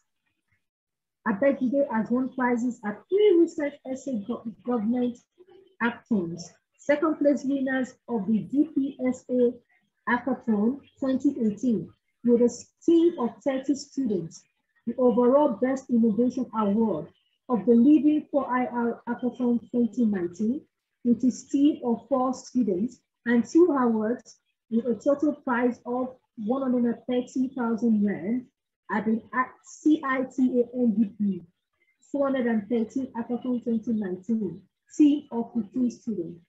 He is an MRF rated researcher and won the Dean's Award for the top senior lecturer in the College of Business and Economics at the University of Johannesburg. Adejide has won or secured about 2 million approximately Rand in research and innovation grants. Professor Abejide is the founder and the lead of the research cluster on formal structures, algorithms, and industrial application. He is also the pioneer leader of the Technopreneurship Center at the University of Johannesburg. He is highly interested in building the next generation of leaders, which he calls the only lasting legacy, hence its availability today. In 2017, Professor Abejide founded the Kingsman Academy, consisting of outstanding students in both character and academic performance, to eradicate unemployment in South Africa and use technology to solve societal problems. The Kingsman Academy has developed technological projects such as PLAGI, Flaggy, Warfare Accounting App, Loss Aversion Game, SAT Lab, Web App, and Development Game. We want to learn how Professor Abejide has used adaptable military strategies in building such a great team that is available to produce solutions to societal problems, which is the hallmark of leadership. So over to you, sir, Professor Abejide. You can take the floor now. Thank you very much, Ms. Cinderella. It's a pleasure to be here. Thank you very much, colleagues and all delegates here, PhD students, master students, and for the organizers. David, you and your team are doing a great job. I'm super impressed with this move. This is a great move. Everyone, when it comes to leadership, like Simon said, so by the way, the previous speaker, Simon, is one of the soldiers in my own Kingsman Academic. So there could be a couple of overlaps in the things we're going to talk about, because of course, you saw he spent the time on talking about military strategies and stuff like that. When it comes to leadership, there's so many ideologies and philosophies that sometimes you're so confused, which one should I be? Should I be the leader that kisses the babies, you know, like you're just so nice, so kind, and nobody gets anything done under you? Or do you want to be an extreme right, where everybody's afraid of you, but they get their job done? So I think it's always about getting that balance. And that's why I am here to share my experience with you. So for me, it's not a theory. It's one thing I've tried out over the years, and it's worked like a charm. But I wouldn't call it a silver bullet anyway. I wouldn't say it works in every environment. So like the previous speaker said, I think Mrs. Moradeyo, she was talking about conflict resolution. That's a skill you always need, because people come together, they always disagree every time. That's just human nature.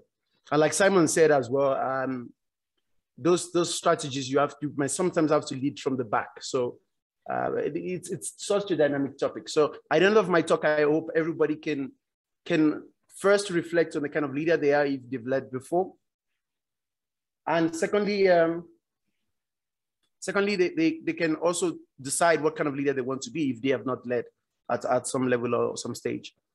So first, let me talk about the motivation for this. For me, about 4 or 5 years ago, I created this space called the Kingsman Academic. So the motivation was basically many people around, they want things. They want money, they want qualifications, but what it takes to get those things, these guys, they're not willing to do it. So I just thought, I could help with my story. My story is so simple. My story is that I've never been the brightest guy in the room. I mean, I'll be delusional if I think I was the brightest guy in the room every time. But I've been the most hardworking and the most disciplined guy. So if you thought you were prepared, when you meet me, you realize you were not actually prepared. So that was who I was, getting my career up and running. So I was trying to share that part as well, to say to my students, to my postdocs, to my PhDs, and also my industry engaging guys that trust me with their careers, to say, you know what, it's about hard work and dedication. This thing will never fail you. Other topics like race, like religion and culture, those things are just pulled over your eyes to blind you from the actual fact, which is, if you are that good, if you're that prepared, you get the opportunity. Not because you can't play that card every time, that because I was not 1, 2, 3, that's why I didn't get the opportunity. And that goes for anybody that is finishing a postgraduate degree right now, hoping to stay back in South Africa. It's all about that excellence. So I wanted to copy paste that technique across the board. So I created that establishment. So I'm going to talk a lot about that. So my talk is going to be an introduction of course. By the way, David, were you the one that wrote that profile? David, did you write that profile? Well, kudos. Yes, sir. I see you tried. Yes, sir. David. Yes, Prof. Yeah, okay. Okay, kudos. Great job, David. All right, so introduction first, I'll try to give you my background, where I'm coming from. Then I'll tell you about what I feel are the basics of leadership. Some of them you find in literature. Some of them, the colleagues that I've spoken earlier on, I've spoken about them. Then two styles that always come. So there are different, almost 10 theories of leadership, or 11 of them. But two of them always come up every time, which is the democratic one, where you tell people, what do you want? And if they tell you what they want, then you do it. The other one is the military one, where you tell them what you believe is right and you make them do it. Then the style that I've been using for the past 5 years to build an empire that I'm building. And that empire is growing every day. And if you're listening to me right now, if you want to join me, join with your efforts as well, please, you're welcome on board. Then I'll tell you the lessons I've learned over the years. Introduction, I'm a computer scientist. Over and over, like bachelor's, honors, master's, PhD, computer science. My early career was in Nigeria. So a bachelor's was from Nasarawa State University in Kefi. I had a master's from Futa Akure, then I had a PhD from VET here in South Africa. I've got about 14 years of experience across industry and academia. Then I'm in AI and applications like my introduction says. And I'm going to take Professor Olubambi up on the offer.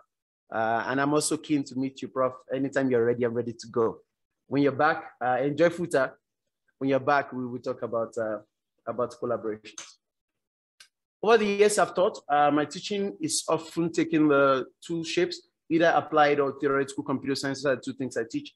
When it's applied, it's about programming, basically, because this is where the future jobs are. Algorithms, that's the science of speaking to computers.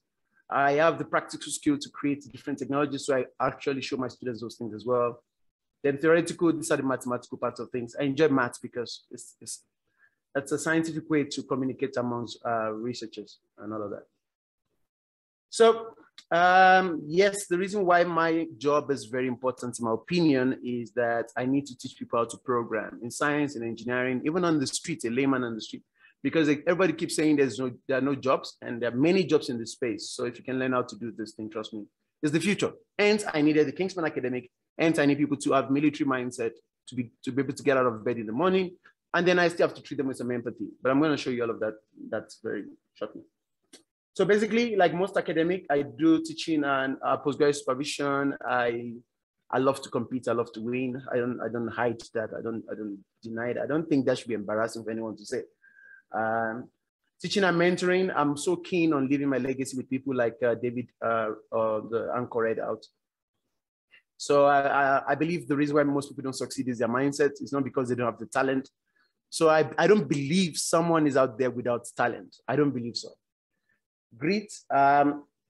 Grit is the same thing as hard work and dedication. It's ability to get up every day and go at it again. Character can make all the difference. So I'm always big on character. You wanna meet someone for the first time, be at your best behavior, even if you're a demon, so that you can secure some opportunities for yourself. Research, of course, I'm in AI and applications. I'm also in algorithms in general. Then this is my little social project or passion project, as you might want to call it. I call it the Kingsman Academic. So it's where I try to bring people together to tell them what they're doing wrong and then help them to grow their careers, teach them a lot of skill and get the best out of young people. So, and that's what I'm going to be talking. I'm going to tell you about my leadership strategies in that space, not necessarily the theory of leadership in total. In general, that's too much broader topic. Then I do some work in the industry and society at large, job creation. Job creation is another passion that I have. Funding, of course, and some examinations for institutions. So that picture kind of like brings everything together. So the Kingsman Academic, like I said, the story is that one, I'm passionate about training the best people that can get out there and balance knowledge and character at the same time. There are many smart people in the world. Some of them, you cannot even stand them. You cannot even listen to what they're saying because before they begin to say something, they're like, firstly, all of you guys are dumb. So this is the right way. Then everybody loses interest up front. Nobody wants to listen anymore. Unemployment, like I said, skills, unskilled graduates, as Nigerians, we know what that is like. You speak to graduates, NYSC graduates in Nigeria, they can't even write simple emails. The educational system has suffered from a loop of feedback. So you train people that are not strong, they go back, they become lecturers, then they mess other people up coming behind. So we suffer from that, even though it's not the politically correct thing to say, but it's there. continuity of excellence. That's a kind of like a greedy one for me. I wanted to retire and find thousands of people in the system that I've trained and they excel the way I did. So that's one passion of personal agenda that I have behind all of this. Then breaking barriers and records, absolutely. I believe in a one lifetime, you have to win everything and do everything. And in fact, fun fact, by the time I'm planning that when I'm 50, I want to have 5 bouts in professional boxing, you know, just so that I just enjoy the rush of stepping into the ring, lacing up the gloves and winning a round of a boxing fight. Bottom line, you just need to do the most you can do with one lifetime and not just sit around and watch the lifetime just pass you by. So, and of course, finally, I don't believe in the idea of knowledge without value. Like people know so much and yet they have no job. They cannot transfer that knowledge. They cannot turn that knowledge to business value and they cannot solve any problem in society. That is so wrong. So one of the reasons why I created the space was as well to ask you, I don't care if you're in theoretical physics, is there any part of what you've learned that we can turn into real product in the society or in the business realm and make some money and employ people and make the world a better place and not just the integrals and all the boring stuff without any applications. All right, that's it. So basics, leadership, I'm just going to share my opinion about basics. Some of the things are from theory, things you probably already know. I believe when it comes to leadership, you have to define it your own way. I don't think anybody just has to copy. I want to be the kind of leader this person is. Because if you want to be, what if your character doesn't suit it? There are things I do that if you tried, you will run down, a matter of fact. Like, because for me, it's natural, you know, people are very natural with me. But some people don't have people skill. Does it mean they cannot be leaders? I don't think so. I think they just have to find a leadership style that suits their own needs and then tailor the leadership skills around those things. For me, I just like sitting there with young people all day chatting about how to change the world. So there's no one way to lead. There are many theories that exist, and from literature you can find these theories. It's quite a long list. Authoritarian, that's the one we call military. That's when I'm going to also talk about how I kind of adapted some strength from that style into what I've built, which is the Kingsman Academic. Participative, that's democracy. I believe strongly if you allow everybody to decide what they want, people don't know what they want. I believe so. Strongly, even in politics and society in general. If you just go, US election is a typical example. It's split 50-50 every time. Democrats and Republicans, split philosophy, split ideology about everything in life, about gay rights, about abortion rights. Everybody's just all over the place. So if you need to actually create value in the business or somewhere in the realm where it's important for you to succeed, and you allow people to decide absolutely like 100%, you're going to be all over the place. So, and authoritarian, when the strategy is correct and the dream is right, you sometimes have to tell people what to do. I know it doesn't sound pretty, but that is what it is. Delegative, this one works very well in engineering. You just get experts and you give them portfolios, tell, hey, you are an expert in this, go do this. And the problem here is that sometimes the experts kind of disagree and then everything falls apart. Visionary and coaching, I come in here as well. These are my styles of leadership personally in the Kingsman Academic. I want to sell you a dream that's going to happen in the next 10, 15 years, 20 years before you even get started. So I do a lot of visionary work in my coaching space, in my leadership space. Then I do literally coaching, like bring the laptop, let me show you. Like Simon mentioned in the previous talk, like sometimes you have to lead from the front. So I do a lot of that in the space. Affiliative is when you tell your followers to say, you know what, guys, let's all be the boots on the ground and everything. And this time, my problem with it is that people get too confused who is in charge. You know, I'll explain these things to you as we proceed. Pace setting, this one, a leader can die with this one because a leader tries to go from the front by leading by example. And then when people are weak in their teams, they say, let me do it for you. And let me do it for you makes people weaker and weaker. By the time, and the leader has so much work to do. Transactional is simple. In transactional, you lead by two things. Either you're paying benefits to people or you are just coding them very hard. So it's about gains and losses. So you lead someone, if they do well, you appraise them. That's like most establishments do. Like when you're a student, when you do well, you pass your exams. When you don't do well, you fail your exams, something like that. So it's about gains and all of that. All right, so the questions that are common across many leadership topics are these questions from my own experience as well. Are you ready? Are you ready? There should be no pressure to lead if you are not ready. Even if people reach out to you, and you see a lot of that in South Africa, people that are not ready, the government reaches out to them and say, hey, you, because you have a PhD, come and lead us. And if you know you're not ready, there's no shame. I don't think there's any shame in saying, no, sorry guys, I'm not ready.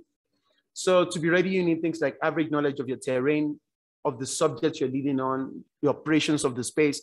If you're asked to lead a bank and you don't even know how a bank operates, you're going to flop. Administration, which is a lot of work. This is part where you organize meetings, organize portfolios, do things at certain times in a particular way. Management, like Simon mentioned, management is very key as well. Management of talent, of skills, of resources, agility. Agility is key. I mean, you have to up and running. You cannot be the guy who falls sick 5 days in a month and be ready to run a military squad of 2,000 people. So health and work rate and all of those things come into agility over there. Can you drive is the next question.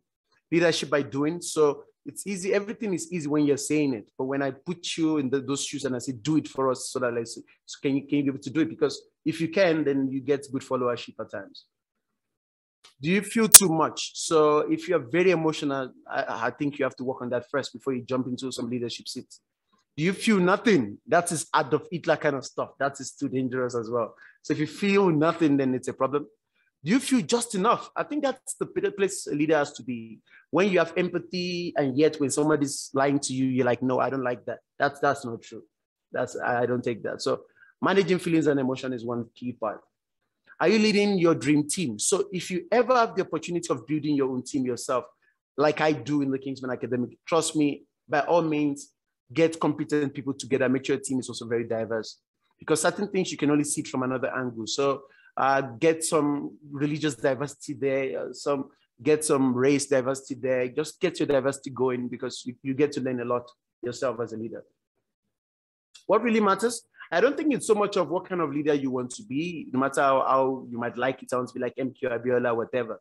I think it's more of who will you be leading and where will you be leading. So it's like who and where. So your audience can actually tell you, inform you as well the kind of leader you should be in the space. Like if you're in the military, you need to be tough, you need to be strong. If you're not looking strong and tough, nobody wants to follow you. Everybody thinks you're weak. However, if you're in the banking sector, you have to be an expert in that stuff so that people respect you based on your knowledge. If you're leading like a house fellowship in a church, you have to be extremely empathetic, where people look at you as the person they can talk to about things. So it depends on who you're leading and where you'll be leading. I think that's one key question. In my own example, I was leading young people that if I did not show them the way, they'll be lost. They'll probably be smoking weed somewhere, or impregnating women somewhere, or just doing stuff that are very off. So I needed to sell them a dream, and I needed to be on their head every time, like put a gun to the head and say, hey, just do that. Don't ask questions. And I needed the military strategy part of things. Is this talk for you? If you think you are result-oriented, results is everything about your space, absolutely. You need some of the things I'm going to talk about. So what is my leadership style like? This is what it's like, Kingsman style, I call it Kingsman style. On coaching, I employ coaching leadership skill when I'm talking about skill. So if I want to teach you stuff, then I lead by coaching. I'm a visionary as well. Authoritarian, I bring that up when it's work time and it's structure time. I don't want you to give me excuses, like get your shit together kind of thing. Military drills, of course, I don't leave you for a whole week not knowing what your schedule is. At this time, you should be doing this, you should be up at this time. And if you cannot make up, you better have a good reason, kind of leadership strategy in the participative. So the only time I allow like strong voices from everyone is when we are talking about fun or social gathering. I can ask you, do you want us to go and party in Rosebank or Santon? That one I can let you decide. You know what I'm saying? But are we going to go to work tomorrow or not? I can't let you decide that, because the answer you're going to give me is that no, let's rest tomorrow. And that answer is counterproductive. So on empathy, fun, and social, then I transform into the soft guy. I become your so-called democratic leader. So facts, in my example, it's proven to work. I believe I've been trusted by the people I lead, all right? And I believe the people that I lead as well are very hungry to learn. So it's super efficient. And they didn't come to me all hungry to learn. I had to sell them that dream. And I'm going to explain that as well. Democratic style, like I said, do not ask people what they want. everybody wants different things. So you have to be able to take some responsibility of leadership and say, this is what I think is good for everyone, right? You're not God, but you have to do it. What if people don't want, they know what they want? Okay, so most people you might be under your tutelage, might be people that need hard motivation. They need to almost force them to do stuff. So you have to do that, you know. In my space, I do that sometimes. I even kind of kick someone off the project so that 2 weeks after that, when they're not called into any meeting, they become like, I miss that. I miss making the money they make in my team. And as they call me up, Prof, I'm ready. I think I'm ready to change. I'm like, okay, yeah, you get a second shot. But if I keep patching you up and leaving you in that state and I know your potential is better, but you're just taking advantage of my empathy or then I kick you out, kind of thing. Those things don't sound pretty, but sometimes you have to do them. In democratic style, the problem is the weakest link in the chain. If you have too many weak people, then you won't get results out. All right, people that cannot even get up when their alarm clocks go off. People that schedule gym sessions and they cancel them because they are not in the mood. I mean, changing the world is not about mood. It's about responsibility. And when you understand that, the weight just is on your shoulder. If you ever ask your employee, like I said, do you want to come to work? Almost every employee in the world will tell you no. You know what I'm saying? So that means you have to decide for them. An example of this is when people vote the wrong leaders. You're wondering what's going on because when it's election time, they eat a couple of bags of rice and everybody's fine. Another example is when you're raising your children. If you ever ask your child what they want to eat at the age of 6, between 5 and say 15, you're probably going to raise a very obese child because they can tell you they want ice cream 3 times a day, but you as the leader must know that's bad for your audience. So military style now, this is something I adapted in my space. It's characterized with those keywords: high performance, regimental, they're regimented, discipline, there's a timing, they're choreographed, meaning everybody knows what they should be doing at that time. So there's a choreography about it. One vision, order and executions. I tell you what to do. If you're at an operational chain of my command, you just execute, no questions. However, if you're at a strategic chain of my command, or you're at a tactical chain of my command, then you can ask me questions. You can query me, you can give me suggestions. But if you're a foot soldier, you better just march forward and execute. Practice. An example of a foot soldier is when you have like a PhD student and you say to them, this proposal does not have an objective. And they say, but Prof, I saw another proposal in the Northwest University that has no objective. You see, that's wrong because they have to just listen to you because they are operational at that stage. So muscle memory, people get to practice so much they know things in and out. Teamwork, everybody trusts their team members because they're competent. Precision, assessment, objective skill. You don't rate people differently, not because of your feelings. So if some guy is Nigerian now, because he's Nigerian, you give him 10. The other guy is not Nigerian, give him 8. You lose the trust of your team. So you don't do something like that. Honor, ability to make people accept their mess up when they mess up. So I always call some of my students and say, hey, what was the instruction? What did you do? Do you want to reflect on that? Do you want to write me an email tomorrow? And they come back to me and say, you know, Prof, I was wrong. I was supposed to do 1, 2, 3. Now I'm doing 4, 5, 6. I'm going to revert back to the description of the task and I'm going to get it done. So that's what you want. Ability to hone it, not like it looks like you're blaming them. They have to understand it. That's very military stuff. Responsibility, uniform identity. For every one of the guys in the Kingsman Academic, they believe they're a Kingsman Academic, even though their gender may suggest they're female, but they still identify with that brand. So it's very important when you have a team. An example of military effectiveness is in sleep management. You know, when it's time to wake up, everybody gets up. Also, there are 3 layers. Like I said, operational are the guys that they need some guidance, just tell them what to do, help them to do it. Tactical guys are the guys above that layer, and strategic guys are the brains that actually move everything together. So I kind of like this design because it's worked for me. And if you apply it in raising your children, you tell them, hey, if you do well in your grades, I'm going to give you a new toy car, a new PS4, PS5. But if you mess up and you get great, we don't take you on vacation. We just hire somebody to look after you, and you don't get any gift. That's incentivizing actions and making sure there are consequences for actions. So, excuse me, raising children, if you don't do that, you're going to raise the most spoiled children in the world. So Kingsman style now. Let's look at my style. My style kind of like tries to blend a couple of things, like I said. When I'm training, I'm a coach and a visionary. So I'm a little bit sweet when I'm training. I'm sweet. I give you examples. I'm patient. I listen to you. When it's time for work schedule, though, then I'm that general. You know what I'm saying? So I'm authoritarian and military when it's time for work and schedules. When it's time for fun and empathy, I let you have a voice. What do you guys prefer? We have a bride. I let everybody can have a talk. The problem with this whole style in the Kingsman Academy is passionate people are needed in my space. So if I inherit a space that I have so many unpassionate people, then I'm going to struggle. This technique does not work immediately. But the good thing is you can teach passion from first principle. That's the advantage I have because I train students from first year, then I give them all the passion, and when they become a PhD student, it doesn't matter anymore. They already have the dream in their minds. How do I do this? Sometimes when I'm hiring, every time I'm hiring the best. So knowledge and character is important to me, not just knowledge. Choosing sub-team leaders, I choose the guys that are accessible guys and stretchable guys who can call 11 p.m. at night and be like, prof, say no more. And they open their laptop and they get things done. The goal is to have the military juice, which is the regimentality, and to match it toe-to-toe with empathy, because we still care about people. So ultimately we do. So an ability to switch between work and play. When it's work, we're military. When we're playing, we let you have a voice. Implementation, how have I implemented this? Give them mission briefs, strong drills, clear communication. I don't leave you in a limbo where you don't know what to do. I give you clear communication. So at the entry level, like I said, I'm operational. Second and third, I give you tactical, and they have an inner circle that keeps me in check as well, so that I'm not a dictator. So I have these guys that trust me, I trust them, and they've been with me for a while. And when it's time to vote about things or to decide, they're the ones that my strategic team, they're the ones that tell me that will not work, and we vote to suit the rest of the population.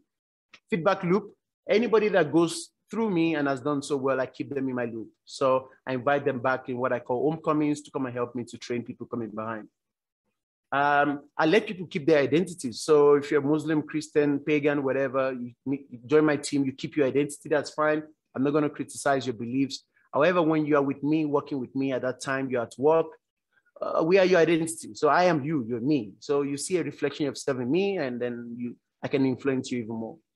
Strong hierarchy. I don't believe in everybody can say whatever they want and whatever. I don't think that actually works. I think it's sweet politically to say that, but I don't think it works. So to eliminate confusion, like they always say, I put this thing there just for some giggles. Who is your daddy? You know, if you don't know your papa be, but they're difficult. So I always make sure that there's hierarchy that is strong. You know who you're reporting to, you know what you're supposed to be doing. Strong metrics and rubrics to be fair, to make sure you're consistent in the way you rate people. Conflict resolution, there's been a whole talk on that today, so I was very happy because I wasn't going to go deep into it at all.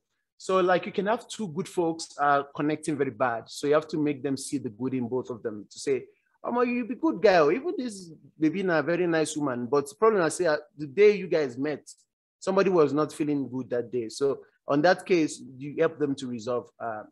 The difference is even better. Sub-team shuffle. I don't keep one sub-team in my team together for too long because they're going to rebel. So they're going to spend too much time together. Then now they feel like they know stuff, and then they come back and they disrupting stuff and they don't want someone else. So I do what I call shuffling. So when there's a task and there's another task, I shuffle teams around so that you work with anyone that we say. So you learn to, not like, hey, I want to work with white folks alone, or I want to work with Indian folks alone. You don't get to do that in my team. So wins can save your team. That one is just a general comment. Trust me, if you plan very well and you have some early wins, it's such a confidence booster. Building your reputation will also help you because some people, when you're a leader, you have to be able to point to a portfolio of evidence that I've been there, I've done that. Guys, follow me. But if you're saying, I think this is the right way, and they look at your CV and it's not there, it's going to be a problem. So I augment all of that, implementation of that military style in this empathy components because it's very important, especially in my context. So measured diplomacy and zero politics. Politics can have many interpretations, but in this interpretation, I take it to be some form of deceit because my squad can talk among themselves and realize that you're not consistent, and then I lose their confidence. I can build trust. So I build trust among them by making sure I don't play politics between them. The guys that I work with, the legacy guys, maybe I get a PhD student from a different background. I kind of manage them. But the ones that are very hungry in my team, I call them vampires. So I keep feeding the vampires. Those guys are very hungry, very agile. They want to do everything. Next 10 years job, they want to do it now. I make sure people get recognition for their work. Trust me, a leader shouldn't be there taking recognition for the work of people that are working under you. By awards and for achievers, celebrating their birthdays with them. I'm going to show you our Instagram page now where you see where all of that goes on. Public scoring, if someone is very arrogant in the team, I love doing this to them. I call them into a meeting, there are 25 people, then I'm like, okay, so you did that. Yeah, I thought that was right. Okay, that's fine. But you know you were wrong. Yeah, the facts. They say, oh, yeah, I messed up. I'm like, yeah, but now they have to admit it in the face of 25 people. So in the next time, they're not in a haste to make such decisions. Rather, they will just stay back and be more sure before they allow their pride to take control. Social justice is making sure everybody gets the same scoring when it's time bullets come flying, everybody can get the same treatment. All animals are equal. Really, I don't think so. I think I like the appearance of equality and not necessarily the actual implementation of it. Because there'll be times you might have to treat some people differently, maybe because they don't have the strength to carry the same scoring as someone else. So you might have to just keep them by treating them differently, but not because you want to give them an edge. Scoring a crying child today is an example. So if someone is already feeling so bad about their actions in my team, I don't want to make them feel more bad than they already feel. If someone feels nothing, that's when I want them to feel bad. You know what I'm saying? Social cohesion, jokes, parties, team building. Of course, you show the human part of you when you're a leader. I do that to my team. Curating a happy, safe space. My students love being in my space all day long. We make a joint playlist, play some on my piano. I play some Nigerian highlife music for them. Some Orlando or some Osadebe. They know a lot about Nigerian culture. Some of them have eaten our food through me and all of those things. Results. Well, I got many undergraduate students to start publishing, which is not even part of the curriculum, but then the brain was popping too much, so they had to do a lot of things. Team wins, we've won many things. I've flown my students all around, both national and internationally, won several awards. Intellectual property for our institution, which is UJ, and even before I got to UJ, I was doing the same for vets. The money team, my team is called the money team because every student get paid. In December, some students were getting paid up to 25,000 rands in monthly pay. And they were undergraduates at second year. So you're guaranteed to pay your own fees if you're in my team because you're gonna learn so much because of your discipline and then you can earn some money and take care of your family. So work experience on their CVs is one of the benefits. And if you want to see more of the stuff I do, you can check Kingsman Academic Official on Instagram. Finally, high performance. I believe for high performance to be the case, you need some military drill. It doesn't have to be like, I think my own is 50-50. I think I'm 50% military and 50% empathy. But you can go even 20 military, something that a routine, something that is very clear, clear communication, and making sure there are consequences for actions. So high performance, results, knowledge, and character. Those are the things that come out at the end of the day. Lessons I've learned. I think here are the things that are comments generally from my own experience. I think I like to tell people that, you know, we care about your feelings. Don't get us wrong. It's not like we are emotionless, but they are your feelings. They're your feelings. It's the way you feel. So you also have to manage them, and they are your responsibilities to manage. So we need results. That's bottom line. So it doesn't matter if I'm a politician, that people like me, I go to parties. In Nigeria, you see governors that can dance. I'm not naming names, but yeah. But then all of that is so good. People love you, but then what are you doing? You know what I'm saying? In the end, the model leader is the one with good results. I believe so. I believe at the end of the day, the leader who everybody would say remember for their work is the guy who had good results. Baby kissing is good. Trust me, I love when people, I would like people to love me. But if that's at the cost of actually getting results, then you better don't like me and thank me later in future when you look at your career and you saw me as that leader that actually helped you to grow. So if you want me to be kissing you or making coffee for you to look like a good manager, then you found the wrong guy. So we cannot make everybody happy because in my space, my experience is that I do a lot of disruption and innovation in my space, and it affects the legacy establishment. Those are the guys that like things to be done their way, and then hence they fight back. And final note: no matter the kind of leader you decide to be, you still have to be fair in judgment. So I think this part breaks teams. When I know that someone is treated better than me, I'm demotivated. So if you're very fair in your judgment and you treat people well, those two things, I think you're already on your way of becoming a good leader. Here's just a picture of a sub-team of mine that we were the sister hackathon together in 2019. Quite a diverse team. Everybody just dovetails as if they are family members. Nobody remembers their race and all of that. And that is what I have for you. Thank you for the opportunity to the organizers.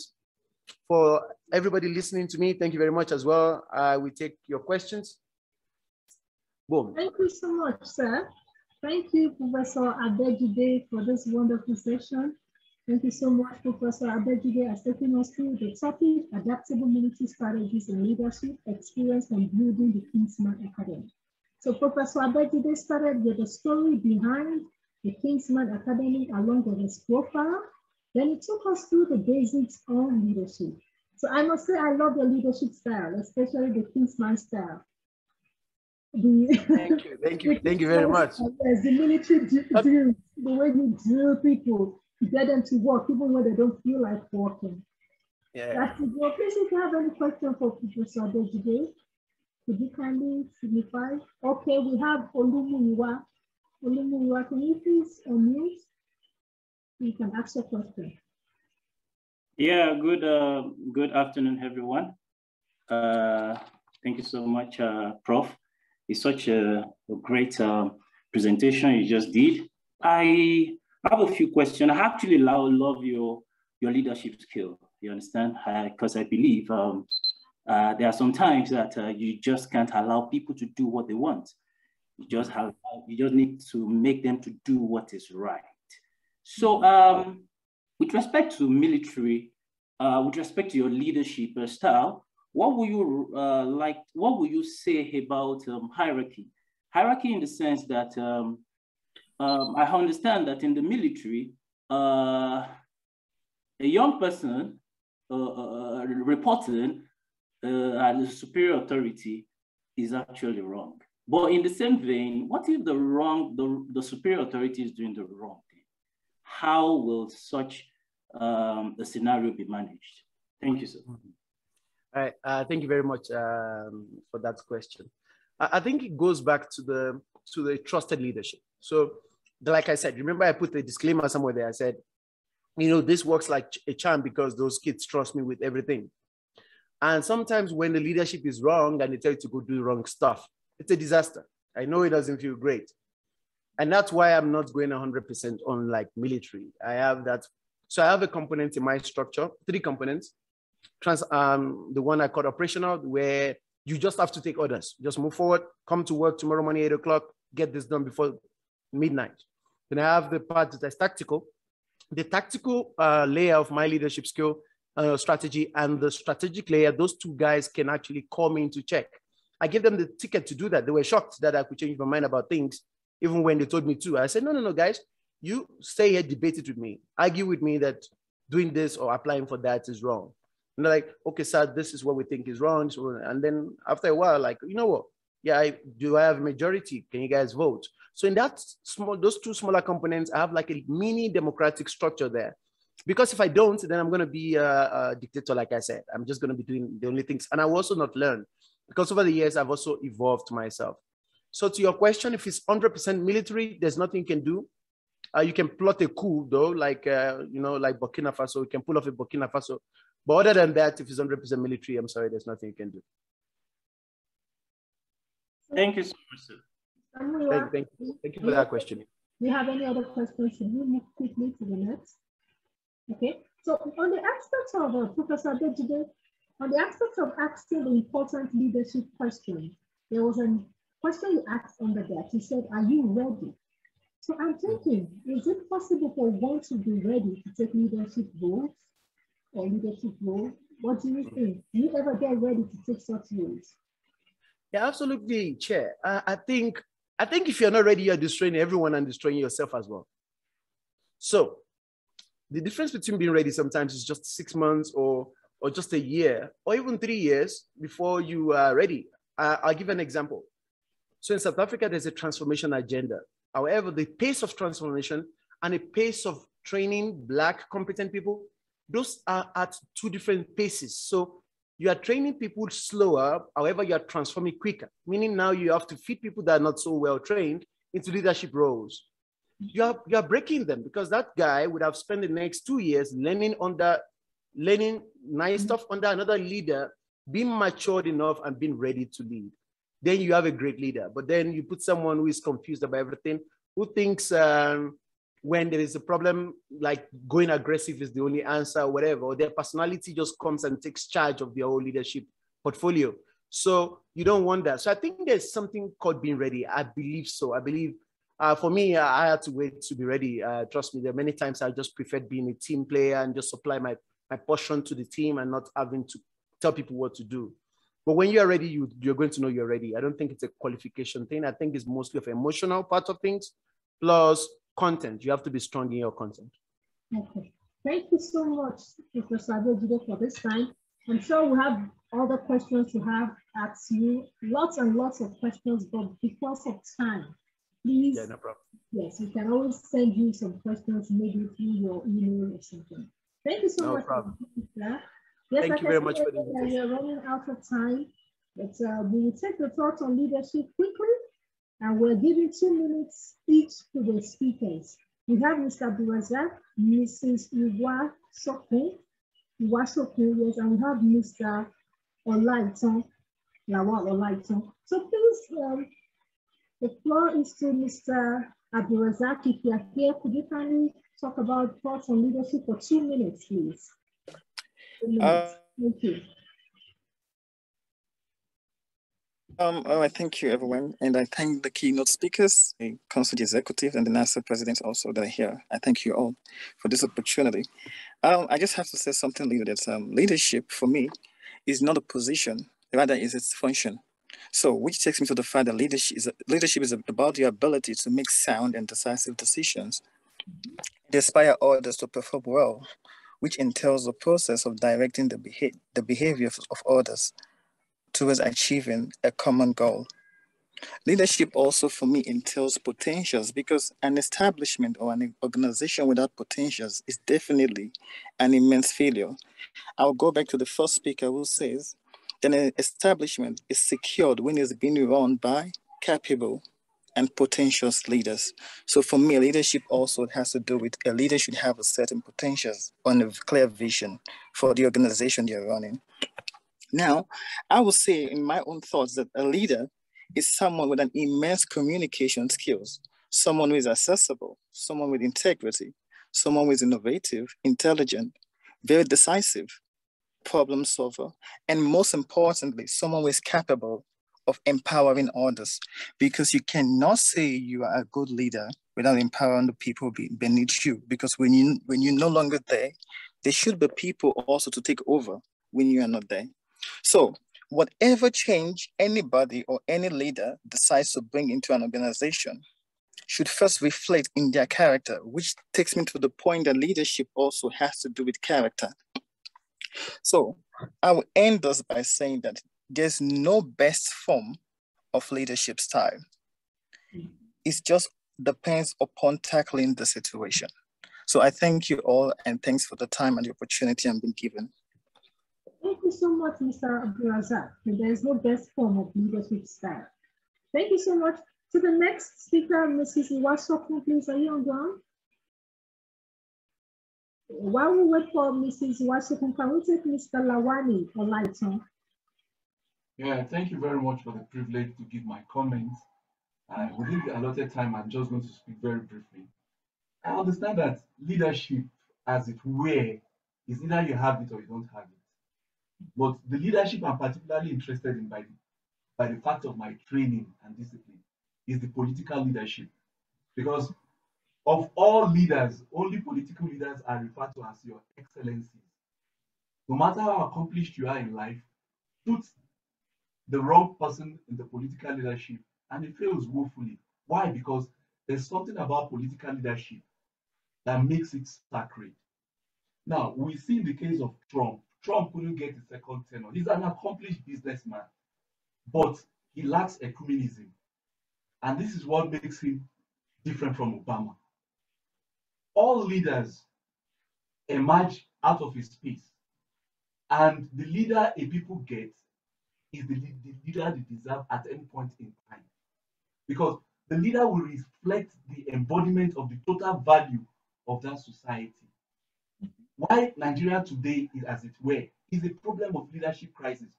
But as it is, the leaders that comes out of Nigeria were not imposed from outer space. And that is where the value system comes in. Everybody listening in this seminar has their value system.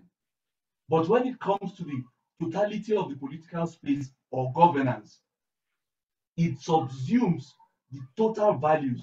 And that is why David Easton and Harold Laswell define politics as authoritative allocation of values in society, or who gets what, when, and how. Juggling all of these calls for serious pragmatic principles, because when you are going to reflect how people benefit from your governance or your leadership, it boils down to your own personality. And that's why administrations come and go. You don't refer to a government, you refer to an administration. You say the Abacha regime, the Obasanjo administration, the Trump regime. These are personalities because each key player in leadership role comes with their sets of value as they execute the state policy, as it were. And the common man, who is the indices, not the elite, not the political class, who are to be benefited from the power, will now determine how successful or how much of failure your government is. Thank you very much. Okay, thank you so much, sir. Thank you, Mr. Lawani. Do we still have Mrs. Washoku on ground, or we move to the next? Because we are getting to the tail end of this seminar. So, okay, in the absence of that, since Mrs. Washoku is not around, so let's go to the vote of thanks. The vote of thanks will be taken by the CONSUJ Assistant Vice Secretary, Mr. Amuson Olumuyiwa. Over to you, sir.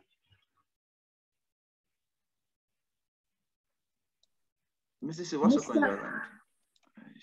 Mr. Amuson Olumuyiwa, are you on ground to take the vote of thanks, the CONSUJ Secretary General? Yeah, good afternoon, everyone. Thank you.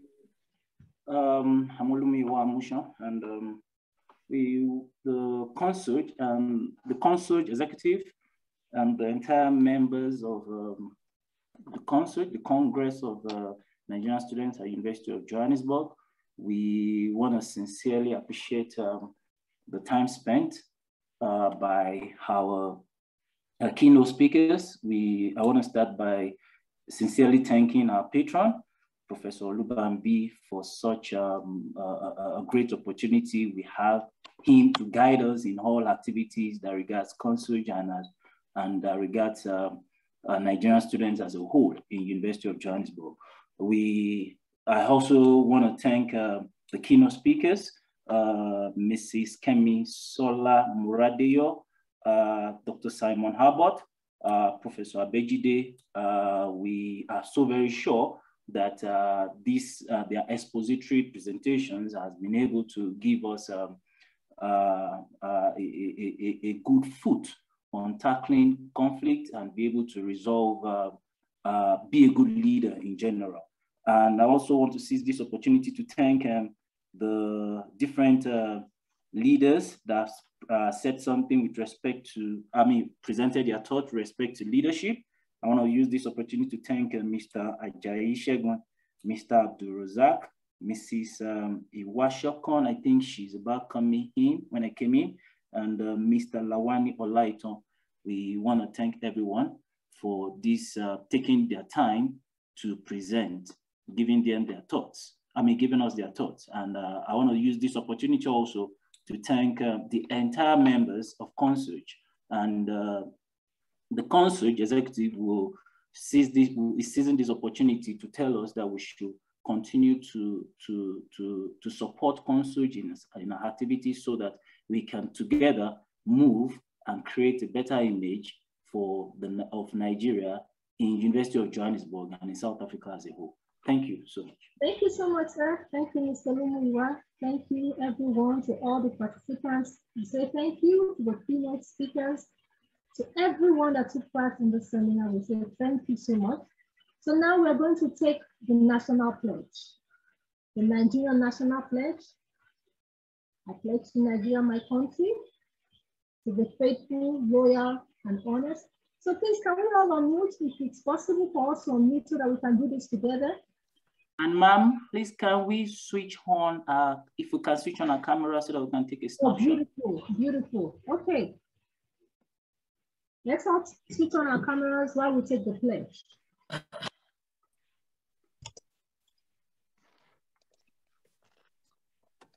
Are we ready? Yes, we are.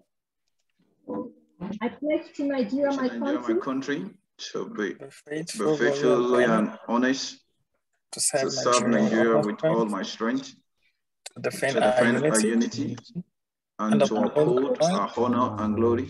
And glory, so help me God. Thank you, everyone. Thank you, everyone. Thank you so much. We appreciate everyone here. Thank you so much. Bye, everyone. Thank you so much. Thank you. Goodbye. Thank you, Prof. Thank you. Thank you, President Davis. Thank you. Thank you, everybody.